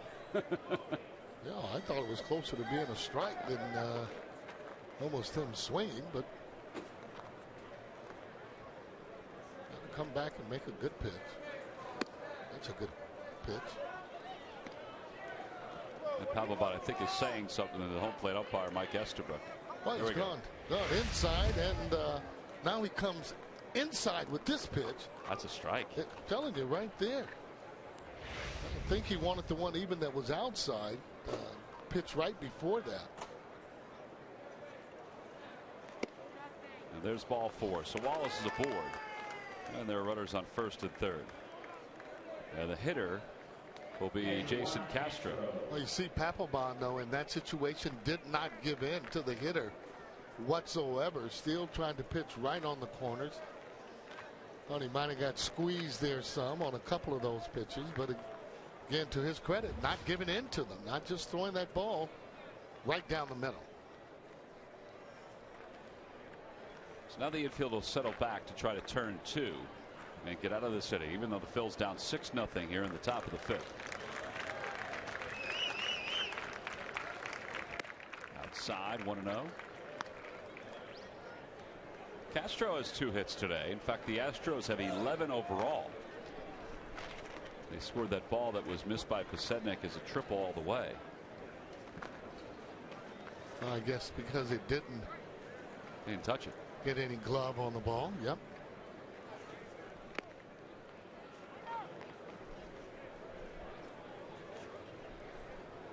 Kratz is going to go out to talk to Papelbon. Phillies will get some bullpen action behind him. They don't want him to go too long. No. Dontrell Willis is throwing in the pen. No. And again, they're out there to get their work, and especially the guys that you're counting on to do the job during the season. And Jonathan Papelbon obviously is one of those guys. So you're not going to just over pitch him in a situation early in spring training. Again, he's working on his pitches. Fastball is split. Corners here, there. That's the most important thing. He's feeling comfortable in where he's throwing his pitches. See what he did last year with runners on and with the bases empty. The difference, he only gave up 3 home runs a season ago. 2-0 the count. And 2 balls and 1 strike. I think he would be difficult to hit just because he does hide the ball.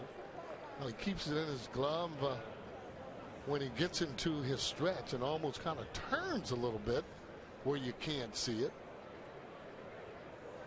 And any time that a hitter is facing a pitcher and it's difficult to see the ball, you can bet difficult to hit it. See how he kind of hides it there? Then glove is going to come out. Bam! And there it goes. And because he throws so hard, it's on you fast. On you fast. Very difficult to determine whether or not when he's throwing that good split, whether it's a fastball or a split.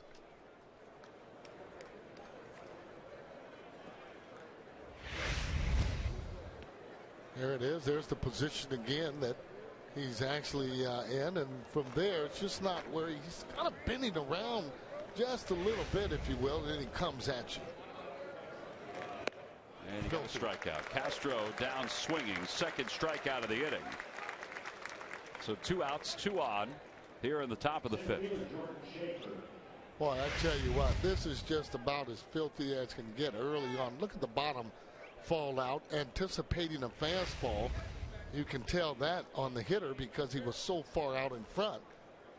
Once he's out in that position and he gets that split, no chance. Well, now 2 away, top of the 5th. And Jordan Schaefer is the hitter. Schaefer's having himself a spring training day. He's 3 for 3.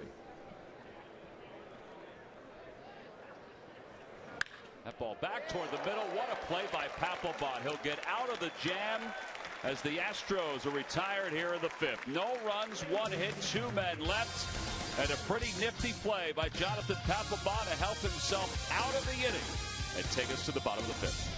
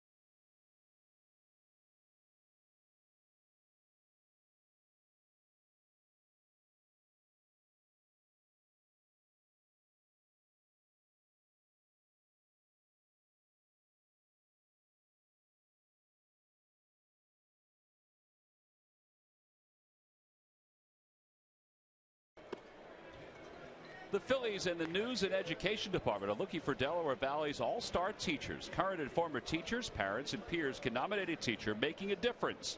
Nominations should be 500 words or less, sent to FanDev. You see it there. It's DEV at Phillies.com by Wednesday, April 11th. And the winners will be honored during Friday, May 11th Phillies game, which is Teacher Appreciation Night.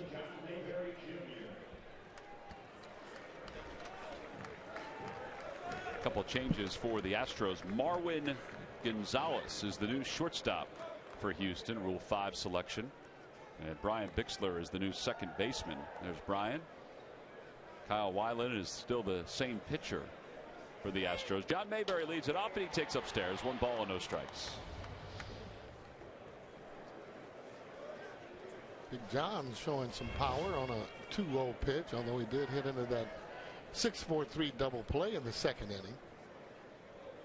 But that's what we talked about the other day, and we've talked about it at length, and Charlie has discussed it often, is that kind of swing in a hitter's count. You've boxed the pitcher in. Absolutely. Get ready for a good swing. And you just got to realize, though, that you don't want to try and hit the ball out if you know, and especially on this level, you make solid contact the way you should on that 3-0, 2-0, 2-1, ball's going to go. Inside, 2-1 to Mayberry, who Sarge mentioned grounded into a 6-4-3 double play. His only time up. 3 for 10 so far this spring. Really do like his setup the way he is at the plate. A little bit of a crouch. Good healthy swing.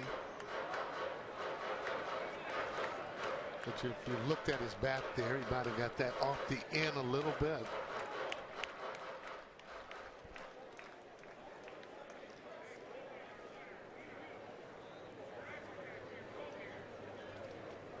It's a more athletic stance. That's what they called it last year. And he had success with it, so why not stay with it, right? Well, it's got better balance, it appears. So he was able to fight off that breaking ball. Nice play by Downs. 1 out here in the 5th.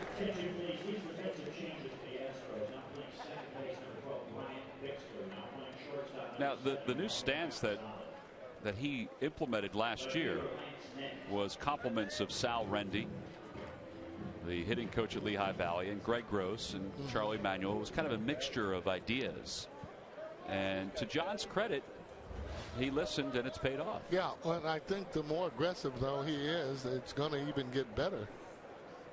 Here's Lance Nix, who takes outside. What do you think about Lance Nix, Sarge? What do you think about his role this year? I got to tell you, though, he's a guy that from that left side, he has a pretty good idea of what he wants to do when he goes up at the plate.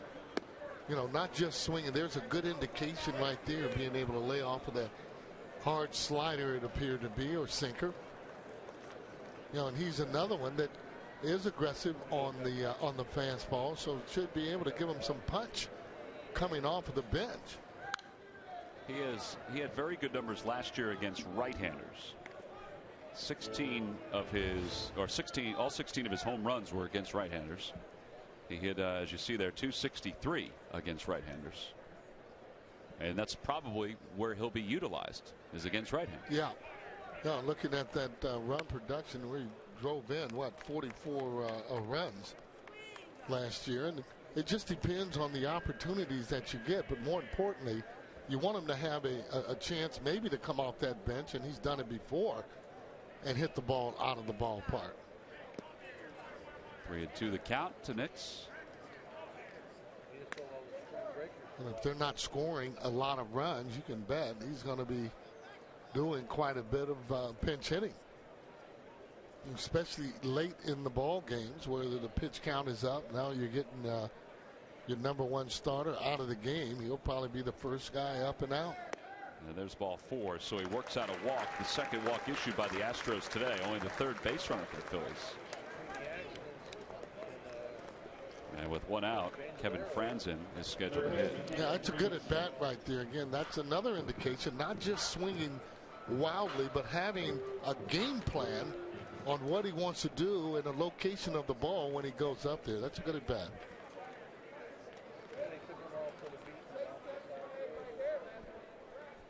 Franzen today is 0 for 1. The Phillies really haven't gotten a whole lot of at-bats today.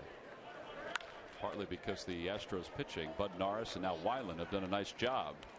And Franzen's retired for the second out. Nix goes back to first.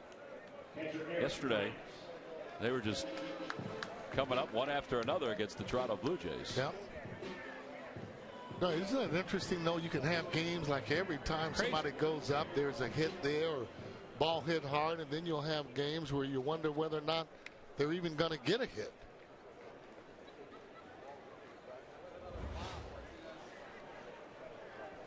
Well, now Kratz, who's 0 for 1.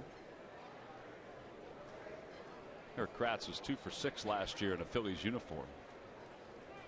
And he takes low and in. 1 ball and no strikes.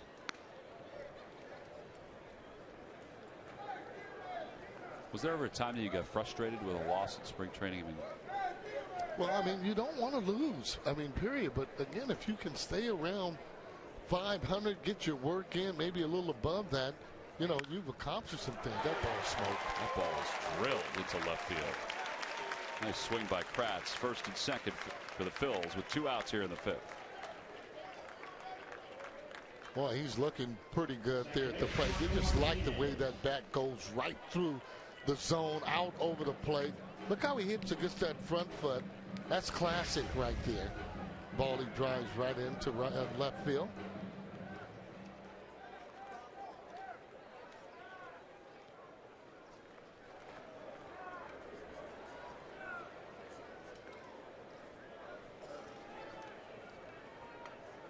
Well, now Martinez with 2 outs. Phillies have 2 on here in the bottom of the 5th, down 6-0.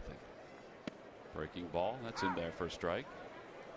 It's okay on that pitch. There's another indication that they've been talking with the guys there. That was a breaking ball that came inside.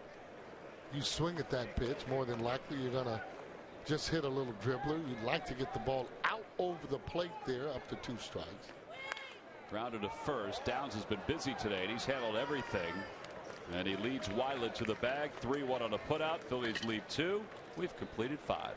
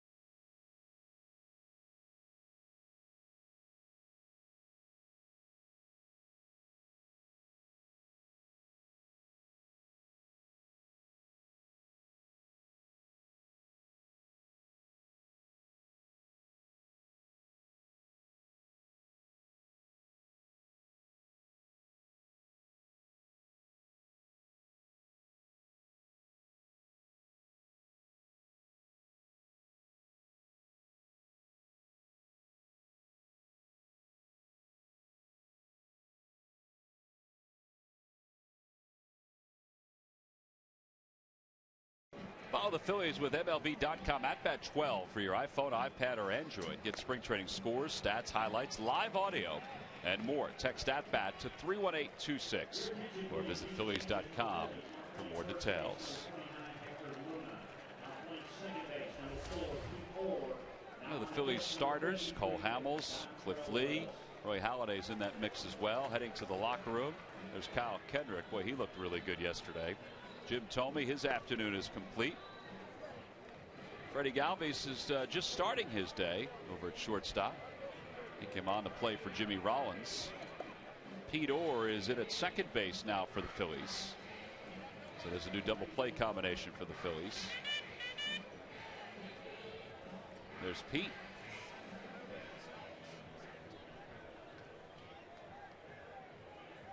And Dontrell Willis is the new pitcher for the Phillies. Second outing of the spring for Dontrell. And he's on to face Marwin Gonzalez, who came on to play shortstop an inning ago. All right, Dontrell Willis did not have an especially good outing his first time out. Nope. But he did do okay against left-handers.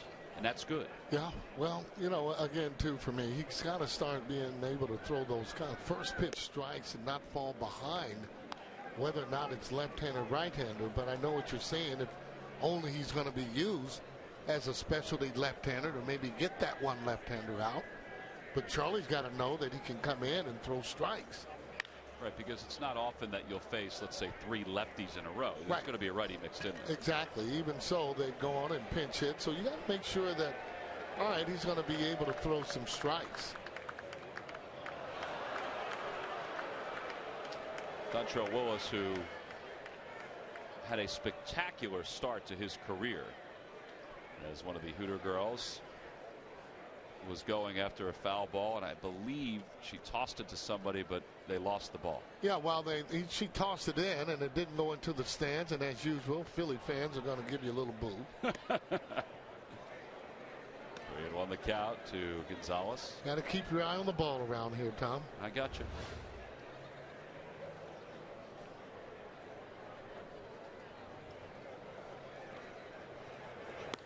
There's ball 4. So I guess that's what you're talking about, Sarge. Not only the first pitch strike, but not to put the extra base runners on.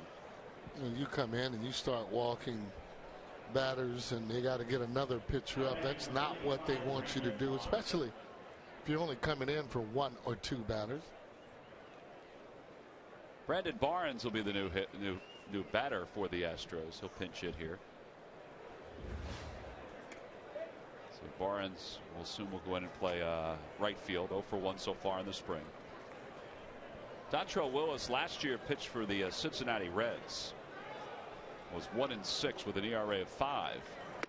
He was basically a starter, though. In fact, I went back the other day and looked at his career.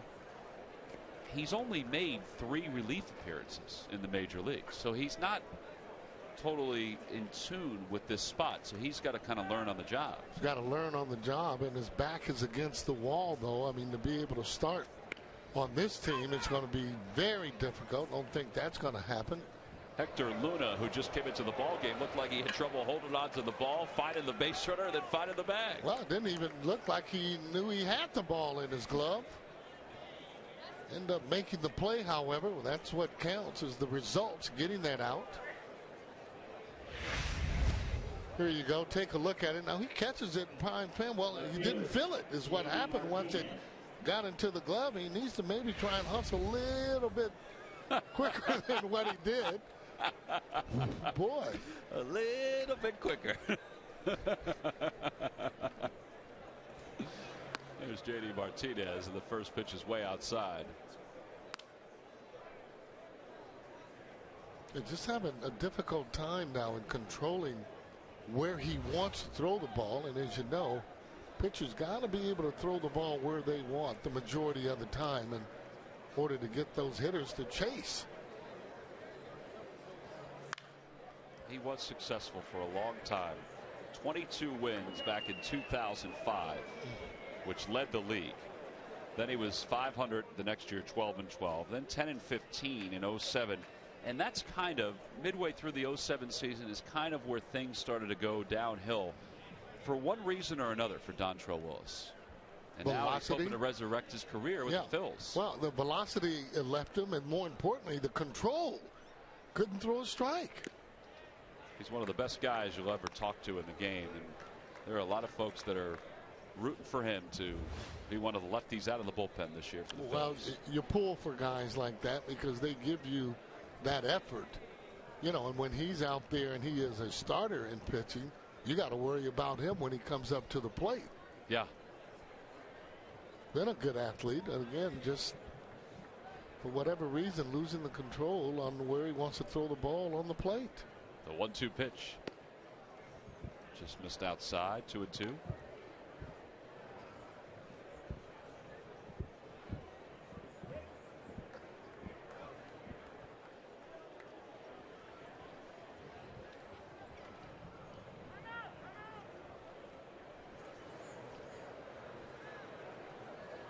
I think it's difficult for him now because he doesn't really have a pitch where he can get that hitter out consistently.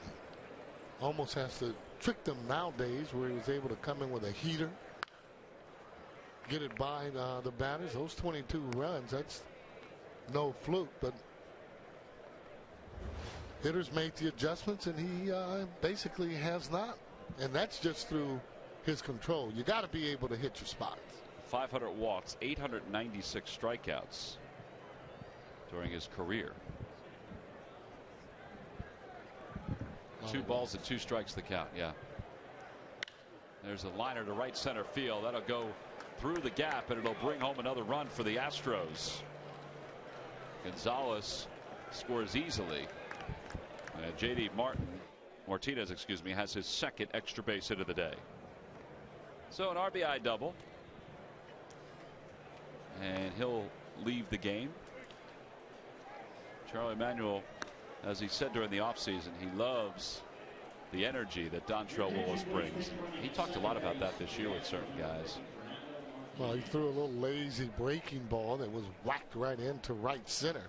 Those are the balls you want to be a little bit sharper if you can.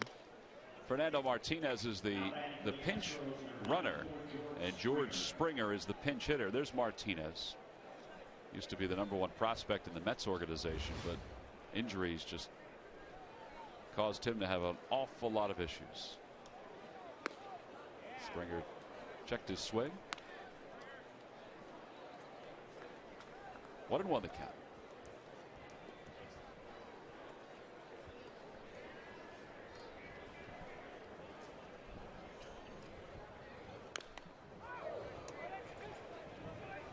Boy, almost hit that ball twice as he fouls it off.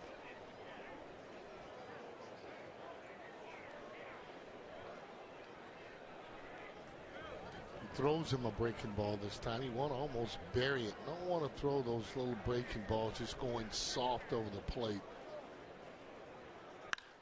Fly ball to right field. Martinez settles under it.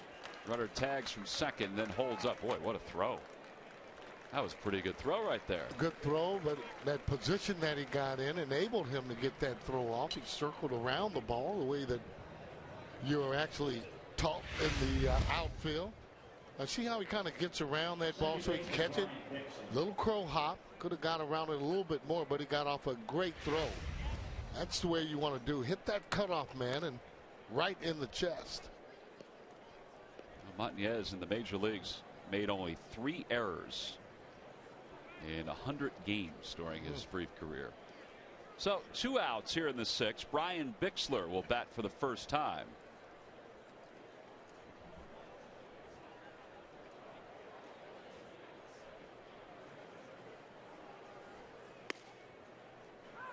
And it's no balls and 1 strike. There's Jonathan Singleton, former Phillies prospect. That kid was a special player in the Phillies organization. He was part of the Hunter Pence trade last year. 1-1 the count.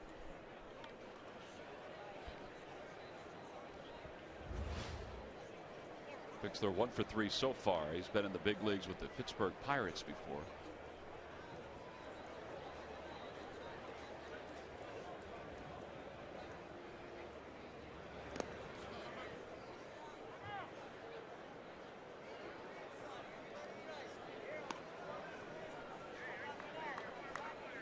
Well, you can tell his velocity is down. For whatever reason, though, left-handers don't have to have that blazing fastball just because of naturally the way that that ball moves. Jamie Moyer would prove that to be a fact.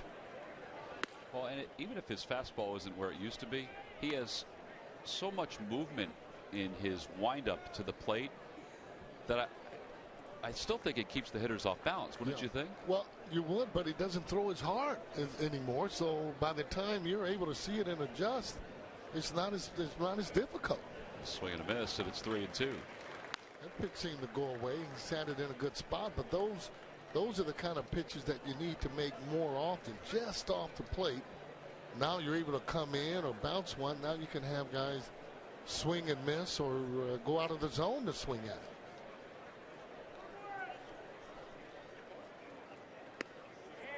He just missed with that one. He thought it was strike 3. It might have been a little high. And it's the second walk in the inning for Dontrelle Willis. So 2 on and 2 outs, and here comes Jonathan Singleton. Well, this will be more so the test for him on a left-handed batter. Singleton is just 20 years old. Last year with Clearwater, he had 9 home runs, hit 284, and then when he was traded over to the Astros at Single A, he hit 333. The Phillies tried to move him to the outfield last year at one point because they obviously had Ryan Howard locked into a long-term contract. But then after a short period of time, they moved him back to first base. Well, he seems to have pretty good mechanics there, just taking those pitches. And you can almost tell with players, just that their approach at the way that they're going and the way that they swing. I mean, you've seen them, different players swing so many different times that, you're able to gauge kind of what kind of player these guys are going to be.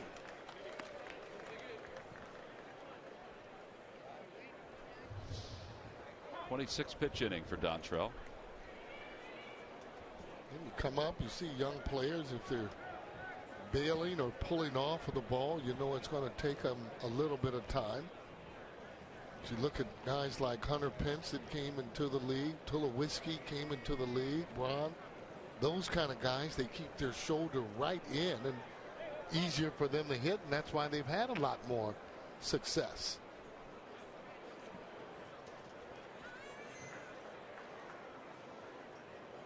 Singleton hits it hard. Oh boy, it took a bad hop on Hector Luna into right field.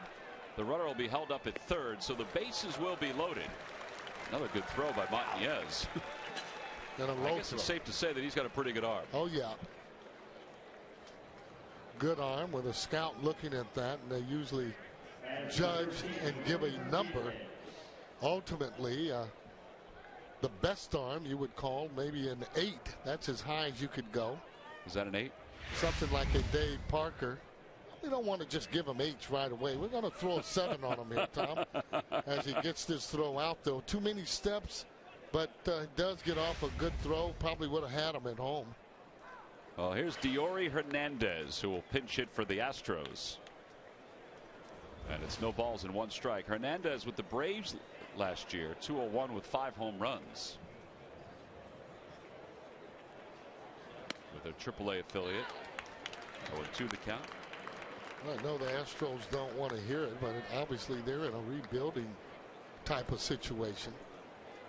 That's why they have the young kids that'll have an opportunity to make the club. Way outside, 1-2.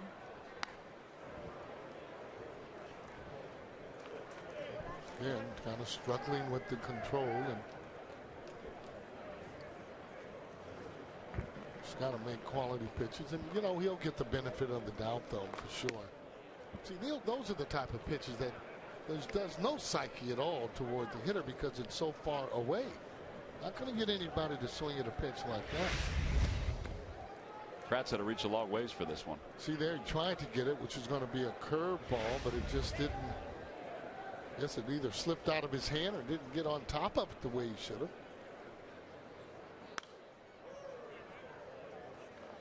Well, remains 2 balls and 2 strikes. Astros scored 4 runs in the 4th. Beyond that, they scored a single run in the 1st, the 2nd, and the 6th. There's B.J. Rosenberg loosening up in the bullpen. A liner to right field, and Montanez will take it on a hop. 1 run will score. Here comes the throw to the plate on 1 hop, and not in time. Dixler is able to get past the leg of Kratz. That ball kind of died in the grass. So it's a 2-run single. And it's now 9-0 Astros. And I think that's going to be it for Dontrelle Willis. Well, nothing anyone can do about that. That's a solid line drive. Only other thing he could have done maybe was try and come in to shoestring it, but clean base hit all the way. So we've got a pitching change, at least it looks that way here at Bright House Field. That's what I'm talking about, Tom. Pretty good swing, line drive. He backed up on it, and he still gets off. Really a good throw, as it does kind of die in the dirt some. So B.J. Rosenberg's going to come in and try to get the final out here at the top of the 6th with the Astros on top 9-0.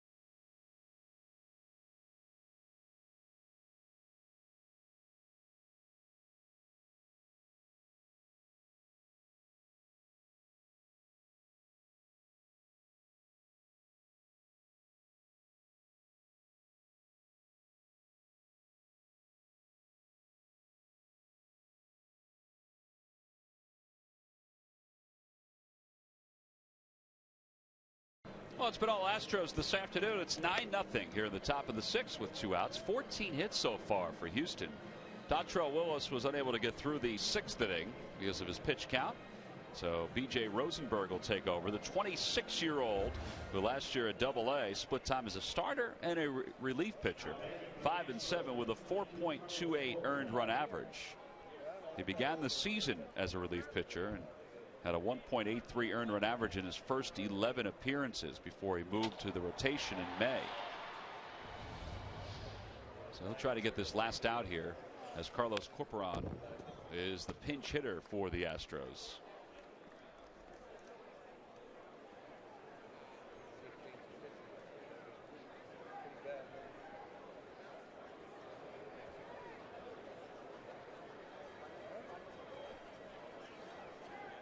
Won the count.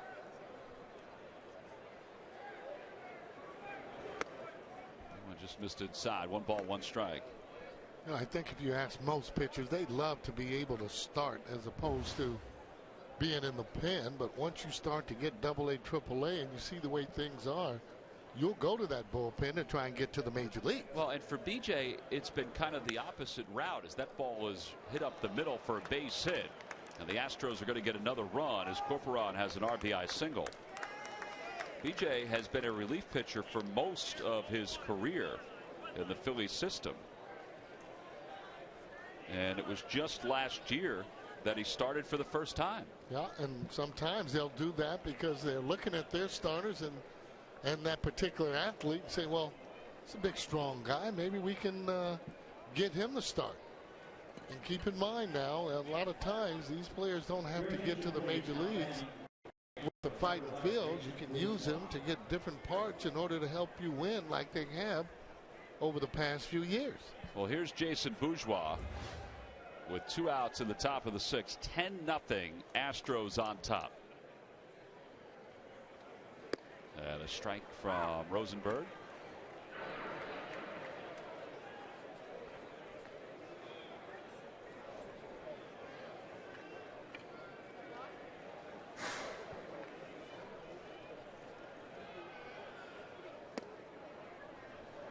One and 1 the count. Yeah, for Rosenberg, during his career with the Phillies as a relief pitcher, his numbers were pretty good. He did have, one rough patch with Redding in 2011, but beyond that, you look at his ERA across the board, he was pretty successful. But I think what you were saying too, Sarge, 6'3", 220 pounds. And the Phillies do have a lot of young relief pitchers coming up, so they might have thought, all right, let's see if we can give him a chance to be a starting pitcher. Yeah, because it can always change him and change him back. And, a lot of times, too, some of the guys don't feel comfortable in that particular role. In the dirt, and it's 2-2.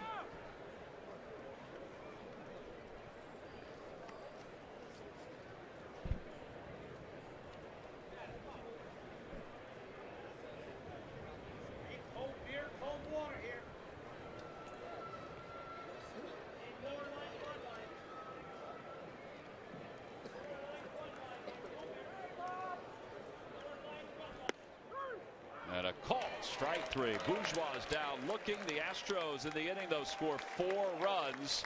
We go to the bottom of the 6th. It's 10-0 Stros.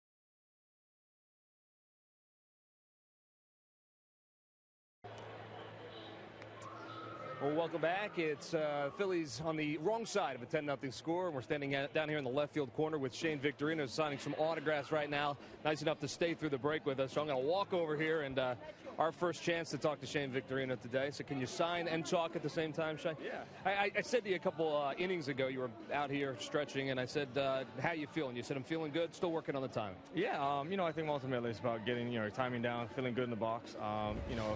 It's still early in camp. I mean, I always say it's not how you start, it's how you finish. And, it's about getting your work in, feeling good at the plate, feeling good on the defensive, side, running the bases. So right now I think it's just, physically getting back into the motion of things and, mentally preparing for, everyday grind.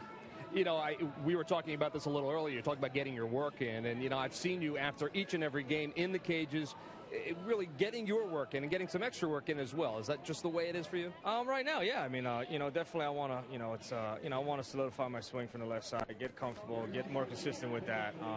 So just things that, just going every day and working on, the approach. I think that's, again, the mechanical side. Sometimes you start making it, more than what it really is. And, it's just the mental aspect of the, your approach and letting the ball travel, letting the ball get deep. So, kind of things like that, you kind of go in the game, you kind of, work through these kind of things. But like I said, ultimately, it's about, this is that time. This is a time for you to get your work in, get physically strong, and, get ready for 162.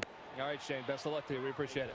Tom, back upstairs. All right, Murph, thank you very much. Shane Victorino had his first hit yesterday in the game against Dunedin. Picked up another one here today.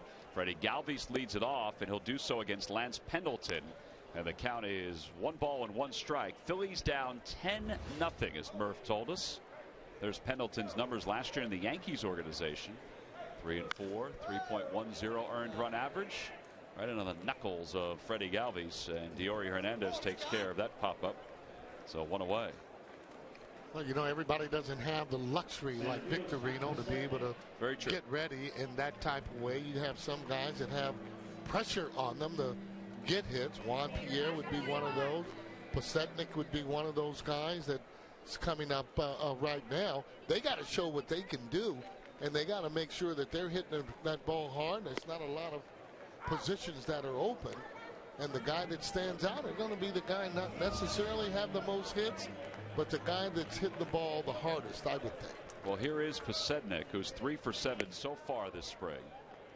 What do you like about Posednik as a player? I like his speed. He's a veteran player, knows and has a pretty good setup there at the plate. But again, he's learned this through the years that he has been playing, and he's been one of the best base stealers in the game. So this means you can put it, even though he's older, you can put him in the pinch run, for Artomi or whatever late in a ball game, and he'll have a good chance of stealing the bag. Outside, 3 balls and 1 strike. He'll bunt to get on, which you don't see a lot of that from the guys. It's not a game, however, at 10-0. You want to see anybody dragging a bunt or anything. Ball 4, so Pasetnik works out a walk with 1 out here in the 6th. And Luis Montañez will get a chance to bat.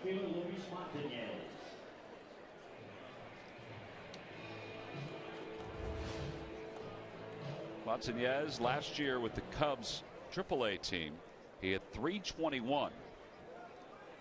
He also spent a little bit of time in Chicago. Also has been in the big leagues with the Baltimore Orioles.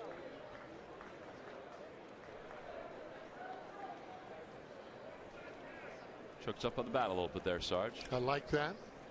A little bit better bat control when you see hitters choking up on that bat. Fly ball to shallow right field. Brandon Barnes coming in. 2 outs. Needs to try and get on top of the ball, however, if you can. Get on top of the ball, you're going to get line drives. You get underneath the ball, more than likely you're going to have to pop that ball up. I mentioned that Jim Thome looked like he was done for the day as he went down. He must have been down going to the cage to hit. The cage, and you know, guys like Thome can tell Charlie, hey, I need another at bat, or I need another couple at bats.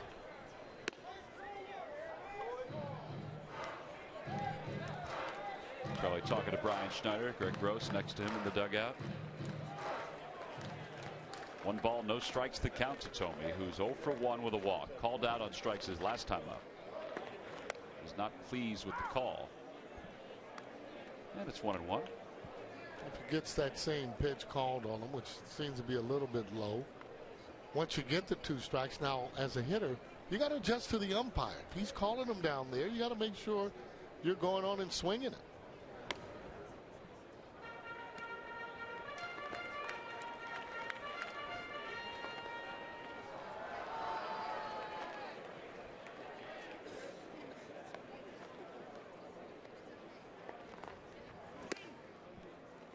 Now he should get a pretty good pitch, or at least he can look for a pretty good pitch. You can look for that pitch in his zone, which would be more middle in, right middle in. If it's middle and maybe away, you may not swing at that particular pitch. He fouled it away. It's 3-2. A little late on that one, a little tardy.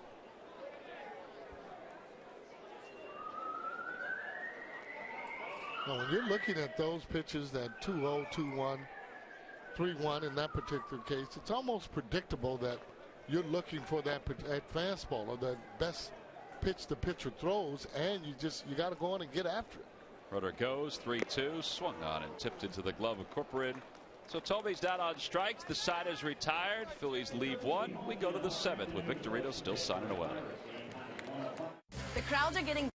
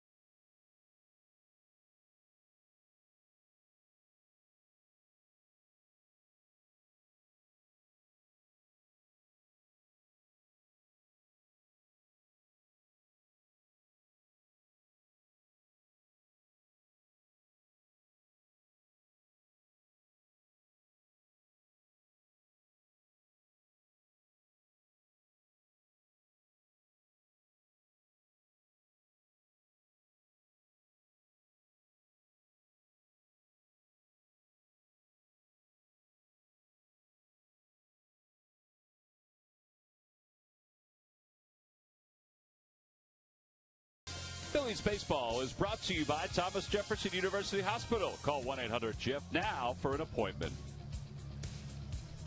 Autographs, pictures, there's a whole lot of that going on here at spring training. The Hooters ball girls are Taking some photos in between innings here as we get set for the top of the 7th. The berm, not as crowded as we saw this past weekend, but folks are still soaking in the sun. It is a gorgeous day here today. Phillies are down 10-0. And as we go to the top of the 7th inning, Marwin Gonzalez is the batter. It is still a gorgeous day. This is a true exhibition game is broken out here this afternoon. Big time. Well, the Phillies have played well the last couple of days. You know, they picked up their first victory on Monday against the Yankees, then shut out the Blue Jays yesterday. And here it just hasn't been their day as Hector Luna will take care of the first batter, Marwin Gonzalez. So one out here in the 7th. B.J. Rosenberg came on to pitch the end of the 6th, and will continue here in the 7th inning. Also a chance we'll see Michael Stutz and Chad Qualls this afternoon. They were listed on the roster to pitch, but sometimes that changes. Yeah, you never know. But normally when they're on those kind of guys who are on the list, they're going to get their inning in. There's Brandon Barnes. He's up for the 2nd time. He grounded to first his first time up.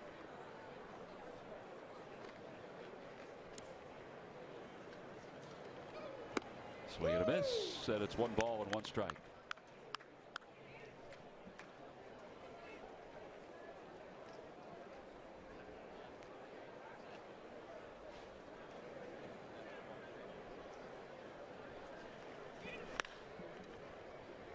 Pasetnik will get another chance, but Montanez will call him off and makes the catch. So 2 outs here in the 7th.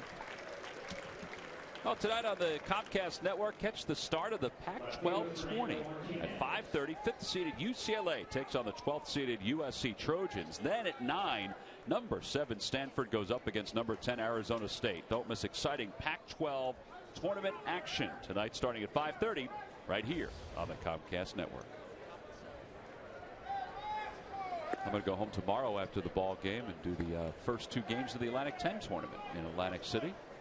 Temple against UMass on Friday at noon, and St. Joseph's and St. Bonaventure at 2:30. Sounds like fun. Yeah, those are 2 great matchups. It's that time of year. Congratulations to Fran Dunphy, huh? Coach of the year in the Atlantic 10. Always one of the best guys of the year. You know, he got rid of his mustache. Did you know that? No, I didn't know that. Shaved off his mustache. I did see him right before we left town. Yeah. 2 balls and 1 strike to Fernando Martinez. He was nice enough to come to the memorial service for Andy Musser. That was a great memorial service. For a really good man. Laid out specifically the way Andy wanted it laid out. Timed out everything. It was. It had Andy's hand all over it. That was beautifully done. 3-1 the count to Martinez. And there's a strike, and it's 3-2.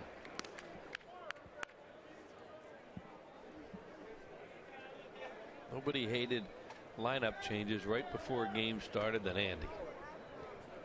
Boys, get out the whiteout. And nobody enjoyed telling him more that it happened than Whitey because he could care less.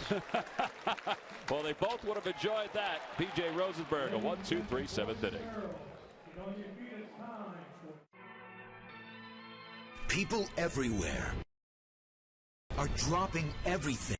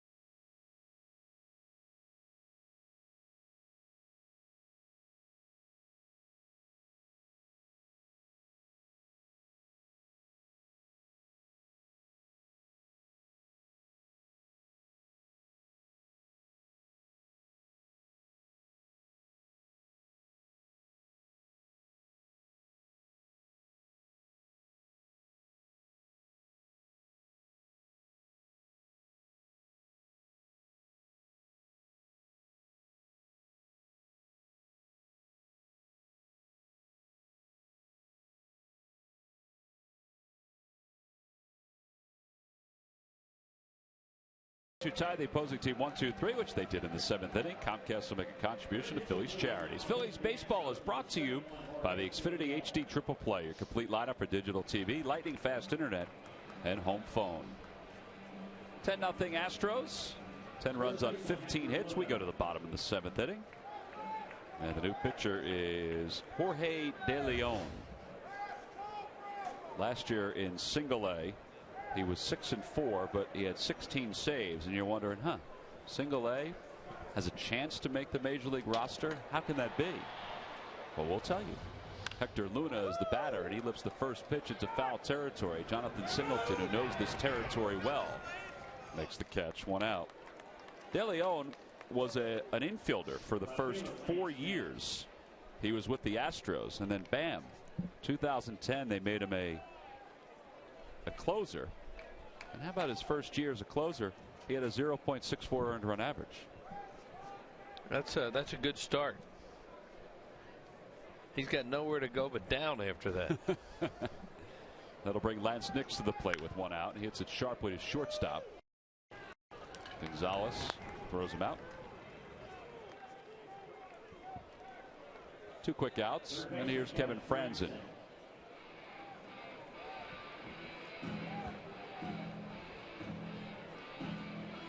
I think we're seeing that a lot more in baseball. Guys converting to other positions, and getting a chance to make it back to the big leagues in that capacity. Well, do everything you can to make it. Do everything you can to play, and organizations try to do that too. Franzen takes a strike. Try and give them inventory in the minor leagues in different areas, and also, as you say, get a guy in the big leagues. Yeah, Joe Savory for the Phillies was a pitcher to start, then converted to a hitter, now is back to a pitcher. Made it to the major leagues last year. 0-2 the count to Franzen, who's 0 for 2. He's grounded to short. He's also flied out to right.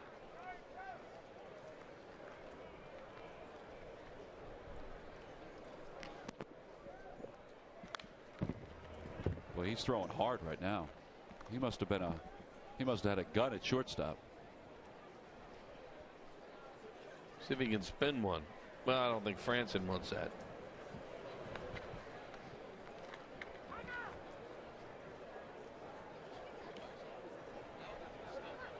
Chad Qualls will be the next pitcher for the Phillies. At least it seems that way.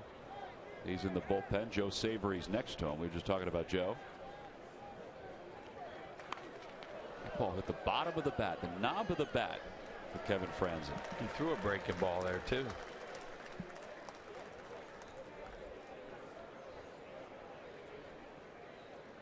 He's looking at that knob right now. Sometimes that'll break the bat when it hits the knob like that. He's glad it wasn't his hand.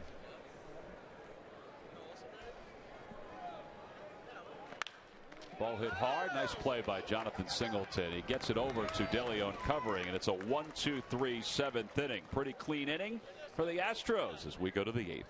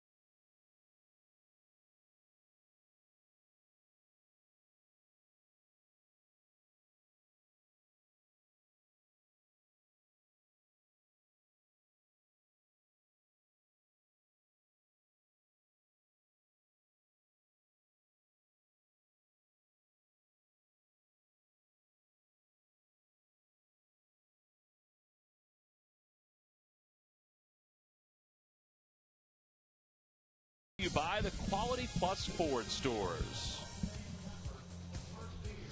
Game number 5 of spring training for the Phillies and the Astros. The Astros on top 10-0. The Phillies have managed only 2 hits today. Chad Qualls, the new pitcher for the Phillies. The veteran right-hander who Phillies hope will be toward the back end of their bullpen. Jose Contreras is really coming along. See Qualls' numbers with the Padres, a 3.51 earned run average. I talked to Carlos Ruiz today. Carlos hit against Contreras the other day, and he said he looked very good.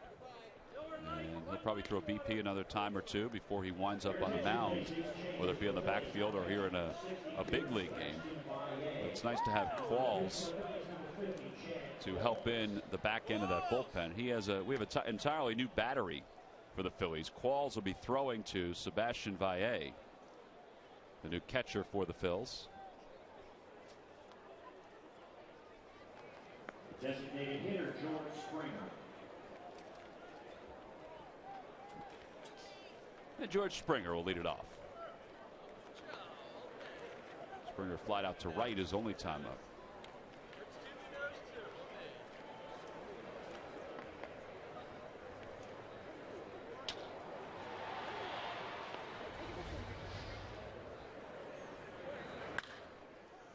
Fly ball right side. Pete Orr with the sunglasses on. He'll be called off by Montañez. That's good communication right there. Because as soon as Pete Orr heard Montañez, I mean, he peeled off immediately. He was very happy to do that. I think he probably was. Yeah. Although he had a pretty good angle going out. It's just that. Except that sun. Guy. Yeah. I know that sun's out there right now into that area. It gets out into right and right center. I'll tell you, we've seen Montañez a couple times this spring. Twice today make some throws. The other day in Tampa make a diving catch in right field. Signed to a minor league free agent deal during the offseason. Well, one thing we know is that this guy is a heck of a defensive outfield. He had 8 assists last year in the minor leagues, and he showed off his arm earlier. Flew the Cubs for a little while last year. Brian Bixler's the hitter, and the count 1-0. And Bixler takes low.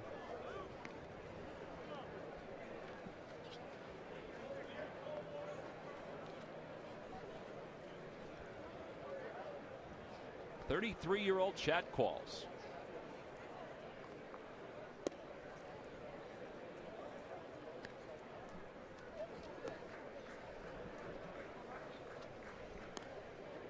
He's pitched for Houston, Arizona, Tampa, and last year with the Padres. The first time we saw him in the big leagues was with Houston. Back in 2004. He would go 77, 81, 79, 77. He pitched a lot of games.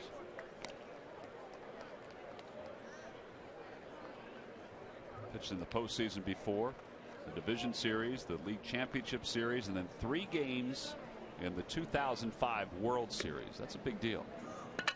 And he just walked Bixler with 1 out here in the 8th. Comcast Sportsnet knows you just want to be a fan. Show it by visiting the CSN shop and picking up all your official sports gear. Get this, all orders over $75, Wheels, you get shipped for free. Visit csnphilly.com now. Shop csnphilly.com now. So we'll spend $74. Do not. Spend an extra $1 or $2. Here's Jonathan Singleton. First time he was up, he singled and scored. Just 20 years old.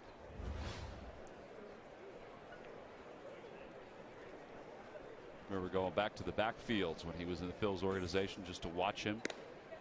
Just like guys are going back right now to see Jesse Biddle, Trevor May, and guys like that. He made a nice play on that ball to end the inning, He too. sure did.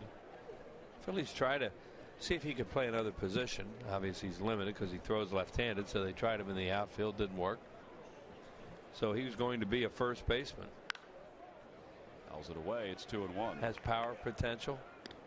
You know, certainly a player they were very fond of, but he was in the Hunter Pence deal.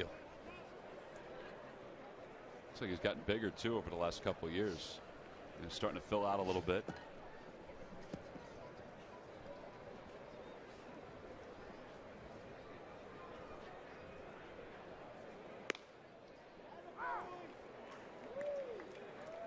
People joke about, the Phillies trades with the Astros over the last couple of years and how they've gotten some of their marquee players, whether it be Hunter Pence, or Roy Oswalt, or Brad Lidge.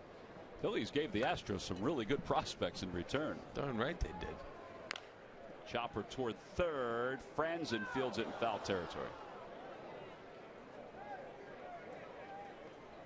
Billy Wagner deal, that's another one. So Right. they made a lot of trades with the Astros over the years.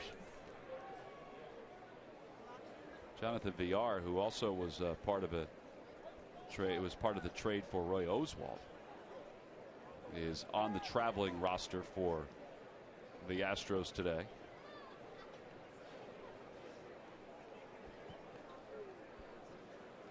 We haven't seen him just yet.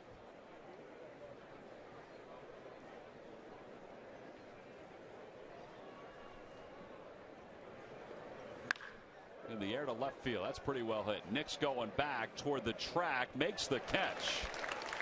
And Bixler was a half a step past second, so he goes back to first. Two outs. Play on both ends. That was a nice piece of hitting by Singleton. That ball's away, and Qualls is trying to get him to hook it into a double play, and he hits it the other way. And Nix is a good outfielder. We saw enough of him with other teams that he's a little bit above average left fielder.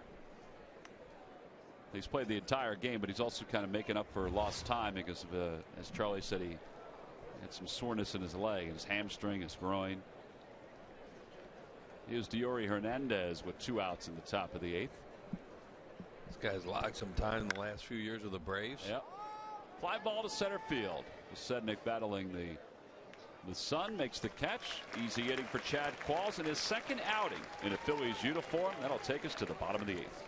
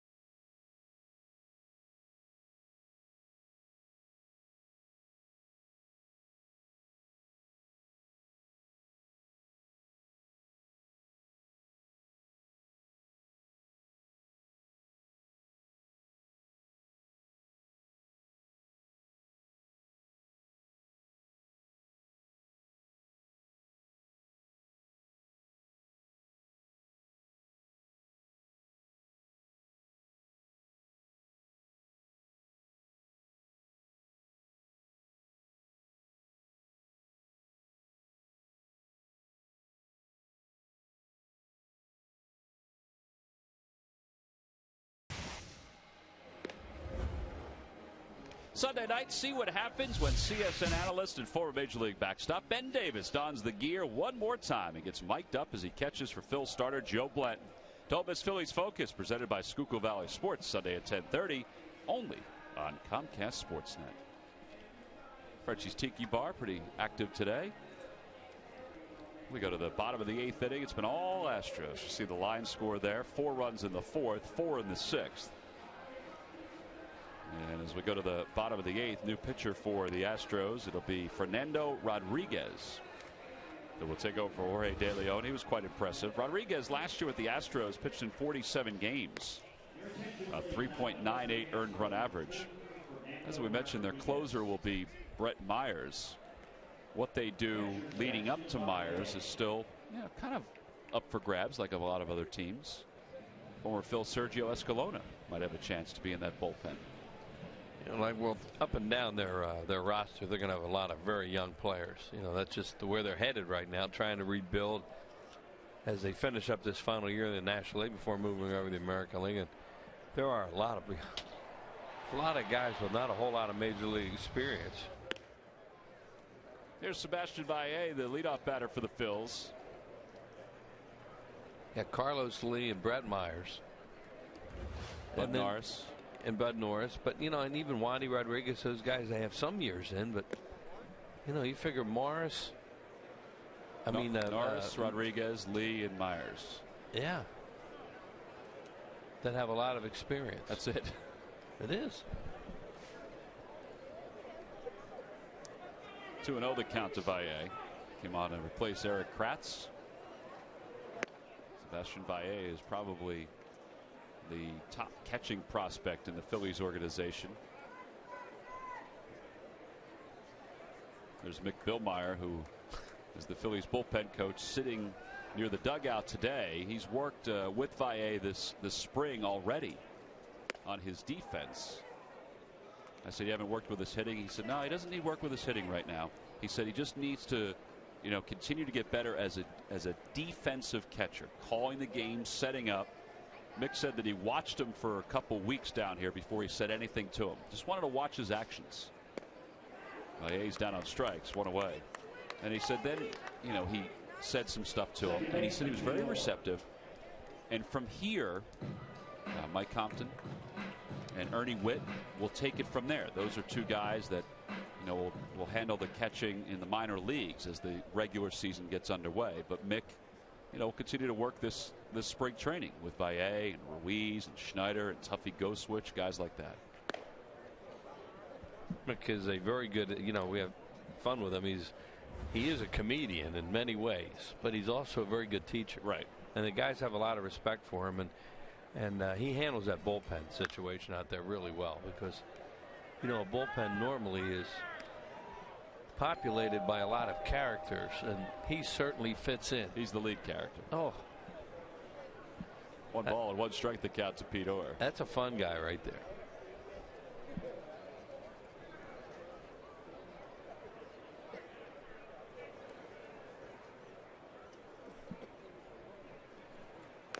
Orr fouls it away. Mick Billmeyer's favorite Seinfeld episode is the Merv Griffin set, when Kramer gets the Merv Griffin set out of the trash. So the other night it was on, so I made sure I texted him. Oh. Did he turn it on, or was he asleep? He said, "Giddy up." 1-2 pitch to Orr. In the dirt, 2 balls and 2 strikes. But he's done he and everybody else that have been part of the team of catching instructors have really done a very nice job with, whether it's Travis d'Arnaud, who now plays for the Toronto Blue Jays, or Carlos Ruiz, or Valle, Tuffy Go-Switch, guys like that. It's not an easy position. It's also not an easy position to find prospects. No, it's a great way. It's a good ticket to the big leagues, because it is such a tough position.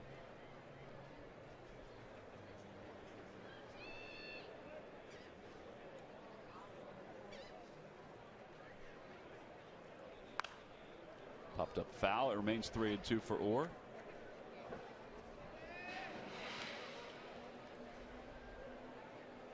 Pete Orr in his second year with the Phillies organization. Made the team out of spring training last year. He just kept on peppering that right center field gap last year in spring training. And he hit the ball on the screws just like that. But Jonathan Singleton wasn't over at first base that often, or played there. So there are 2 outs.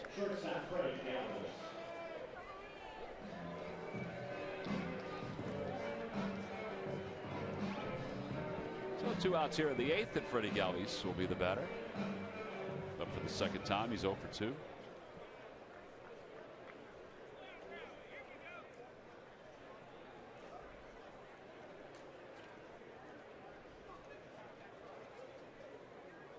Outside, 1-0. Wills, what have you been impressed with Galvis from year to year that we've seen? What improvement have, because he's been in spring training the last couple of years. I was mentioning to somebody the other day. I said he's getting bigger. Well, that was the number one thing I was just going to say. he's still very young. You know, he's still growing. You know, he's not even a man yet. He's still a kid in a lot of ways. You know, I'll be honest with you, I haven't seen him enough to see what kind of player he is. All we do is hear about what kind of player he is. So, you know, maybe he'll play a little bit more this spring, but you know, you keep hearing that the guy really has a clue on how to play the game, and he's trying to make himself more versatile too. But he is a shortstop.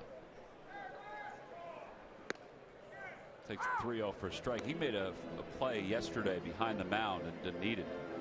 Ball that was kind of spinning every which way, and you saw not only his hands, but also saw the accuracy to throw on the run, which is a play that all shortstops need to make.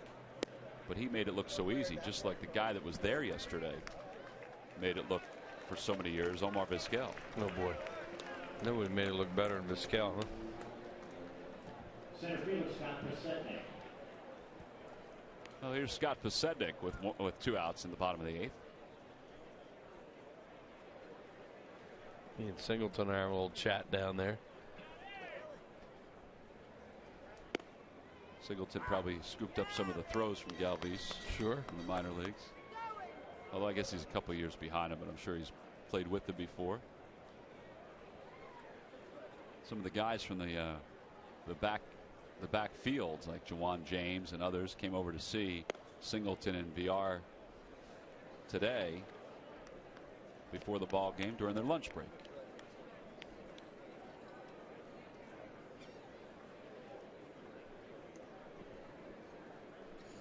1-1 the count to Pasetnik.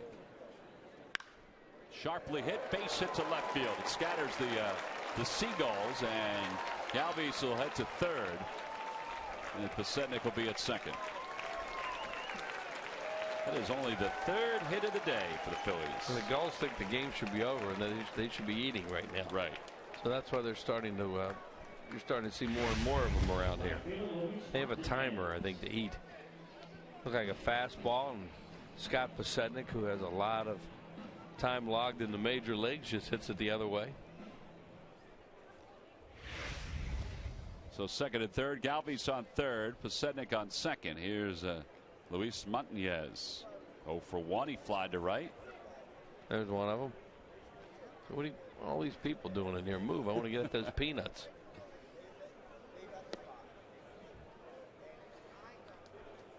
Where is it? We know San Francisco. That's remarkable. It's like they have a clock. They know what time the game's going to end. Apparently they hear the song, one of the songs that they play, and they're just so used to it. And I don't know. There was something to that last year. Yeah. That sounds like Kruko and Kuiper making that up and then everybody believing it. Personally, that to me sounds like... You're not buying it? That sounds like one of those throw the hook out there and see how many we can reel in. They reeled us in.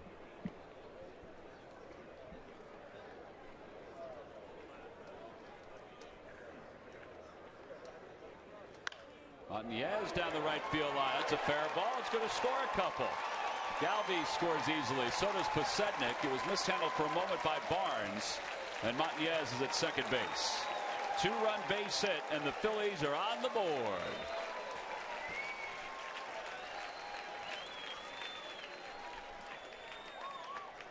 I would assume they'll score that a double. Oh, yeah.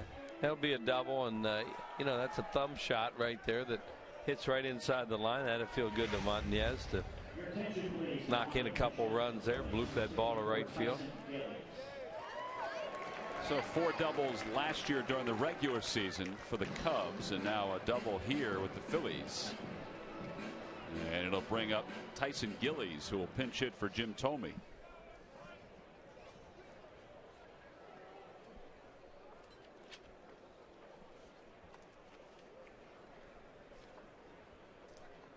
Gillies up for the first time today. Takes outside. Oh, takes outside corner. It's no balls and 1 strike. 2 for 13 last year. He was limited because of injuries, leg injuries, hamstring. In fact, the last couple of years he's been kind of limited. They're just happy he's healthy. Yeah, they haven't been able to get him on the field to find out what kind of player he is. He has tools. Inside 1-1 for more on Tyson Gillies. Here's Greg Murphy. Murph. All right, we'll get back to Murph in just a second. Murph had a chance to get some more information on Gillies.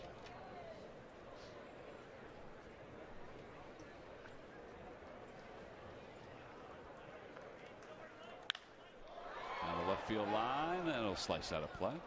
So 1-2 the count. Gillies, as everybody knows, was part of the deal that sent Cliff Lee to Seattle. And all three of the guys that came over in that trade, Gillies, J.C. Ramirez, who pitched yesterday, and Philippe Almont, they're starting to evolve and may make a presence in the big leagues in the next couple of years. For Almont, it could be this year. And that's good to see. Yeah, well, that's what they thought they were doing. We're getting major league prospects when they made that deal for Cliff Lee. Breaking ball and a called strike 3. Dropped right in there to finish up the 8th. 2 runs in the inning on 2 hits for the Phillies. On to the 9th. It's 10-2 Astros.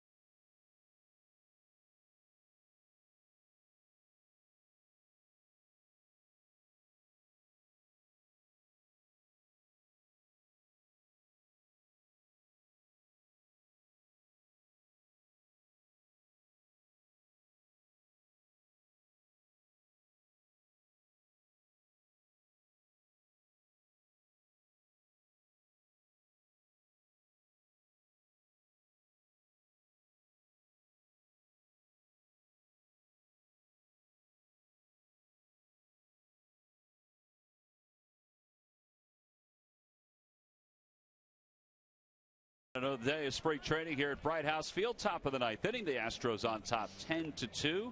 Phillies are 2. Astros on top 10-2. Phillies are 2-2. If they wind up losing this one, they'll fall to 2-3. Meanwhile, the Astros are 3-1. If they win today, they'll be 4-1. Michael Stutz on to get his second appearance of spring training. Stutz, who last year was 6-2 with a 3.63 earned run average. This was the time of the year where he started to really open up some eyes on the big field. And he will face the bottom of the Astros order, which continues to change. Turned out to be a workhorse last year. 57 appearances from a kid who was converted to a relief pitcher back in 2010.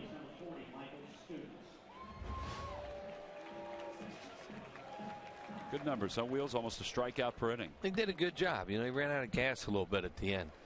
In one of those situations where he never pitched that much. Jake Gobert will pitch hit for the Astros here in the top of the 9th. And he swings at the first pitch. It's no balls and 1 strike.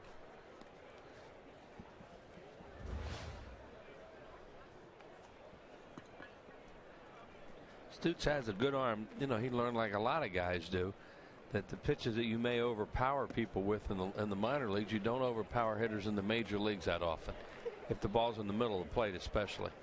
And that's when he would get hurt. But having that year under his belt is going to be so beneficial this year, don't you think? Sure. I mean, you just threw a real good breaking ball right there. He learned the importance, I'm sure, of his secondary pitches and how important they are in the major leagues, and command of your fastball. That's how you can win. 1-2 just misses outside. He thought it was a strike. That's happened often today, but if this was a regular season game, we would tell you that Mike Estabrook has been consistent in not calling that pitch on the outside part of the plate.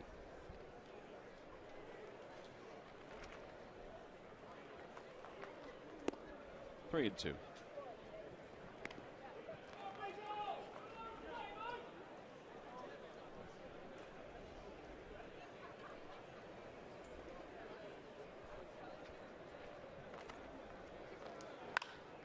Ball's hit to center field, not too deep. Pasetnik's there, makes the catch.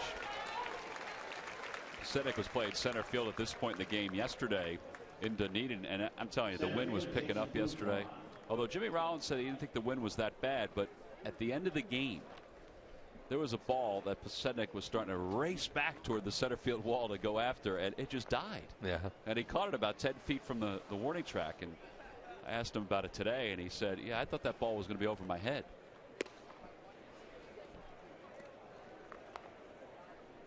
Well, there are very few games you play in Florida this time of the year that the wind isn't a factor. Jason Bourgeois, the batter. 1 ball, 1 strike to count. Struck out his last time up against B.J. Rosenberg, who was pretty darn good in an inning and a third today. That's a good pitch.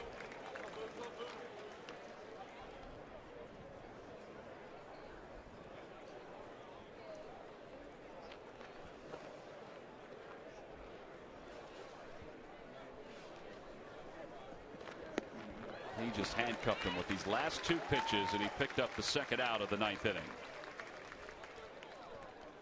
Using his breaking ball very effectively this afternoon. Really has some bite to it. Threw a good one for a called strike, the hitter before that, and now that one the bottom fell out of it a little bit. That's a better breaking ball than we saw from him last year. In a good spot too. Well, anytime you can throw a pitch like that and you're ahead in the count, you have a chance for a hitter to chase it. Well, now Joe Thurston up for the first time. He swings at the first pitch. Hector Luna takes it on the short hop in a 1-2-3 9th inning. It's only the second 1-2-3 inning of the day for the Phillies. One last chance.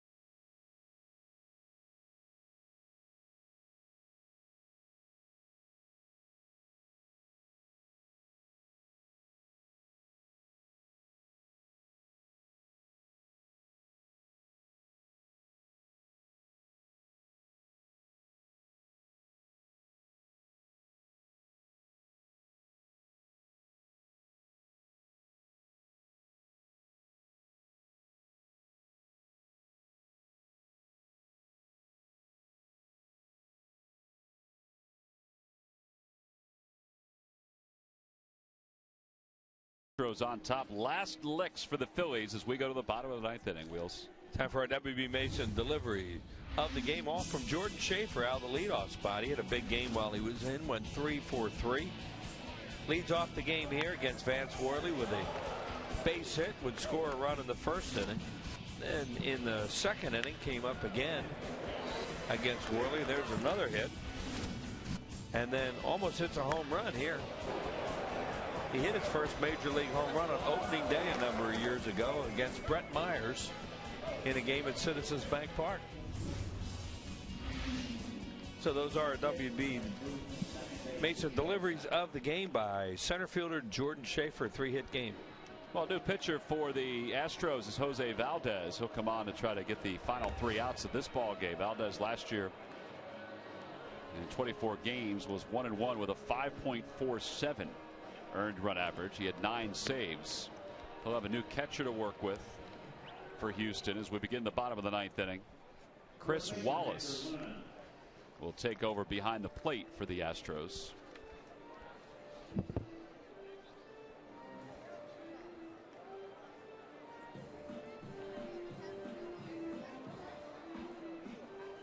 Brian Bixler moves from second base over to shortstop. And Joe Thurston, and we talked about the fact that Wallace is catching. Joe Thurston is the new second baseman for the Astros. And Hector Luna will lead it off, batting for the second time. Looks like he got on the bus today. He played. does look that way, although Jonathan Villar is not has not played today. He was on the there aren't many. Delino DeShields Jr. There's Joe Thurston. That's right. Delino DeShields Jr. Saw him warming up down there, taking BP before the game. Well, that'll make you feel old. Wheels, there are so many things that make you feel old.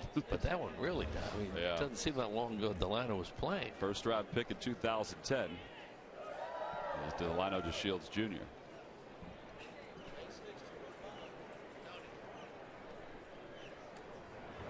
That ball was hit a ton. Deep left field. Martinez going back. Forget about it. That one is gone. A home run for Hector Luna. So he's had himself pretty good start to spring training. Yeah, he's another one of those veteran guys. Been a lot of different major league teams. You know, he can play different positions. That's his second home run. Oh no, the other one he hit was against Florida State. Right. Well, in his mind, it's a second home run. Well, it's the second one we've seen. I knew he hit another one. It looked like a hanging split or some kind of changeup. Oh boy, he almost left his feet.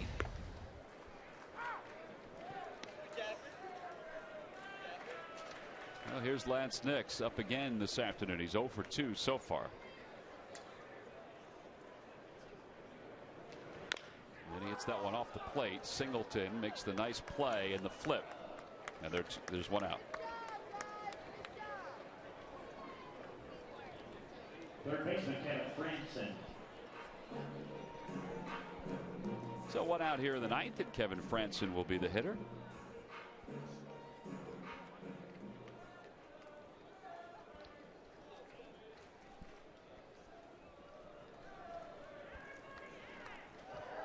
Astros have got a couple pitchers up now, just trying to get some work in because it doesn't look like they're going to pitch this afternoon. One is Arsenio Leon, and the other one is Fernando Abad.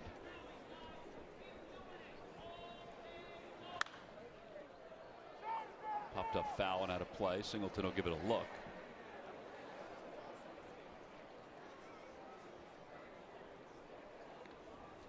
And it's 0-1. Kevin Franson this afternoon is 0 for 3. This is his fourth at bat.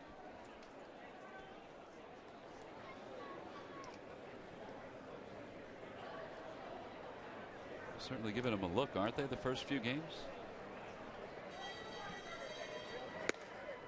Listen, you know, when you bring in these kind of guys and they had some major league experience, you know, you've seen them from the other side for a while, but, you know, you want to see them up close up and personal. Can they play different positions? You remember last spring, they had Martinez playing all over the place. Wilson Valdez was playing different. They had them in the outfield. Yeah, Pete Orr was playing a little outfield last year. Yeah. Charlie is not shy with giving guys at least a look at a few different spots. Well, it's one thing, you know, you hear about a guy when you're going to make a move, and you know your minor league people tell you how it's going and everything, but it's one thing if you've seen him in spring training too and you have a little feel for the guy, and it helps. 2 balls, 2 strikes the count.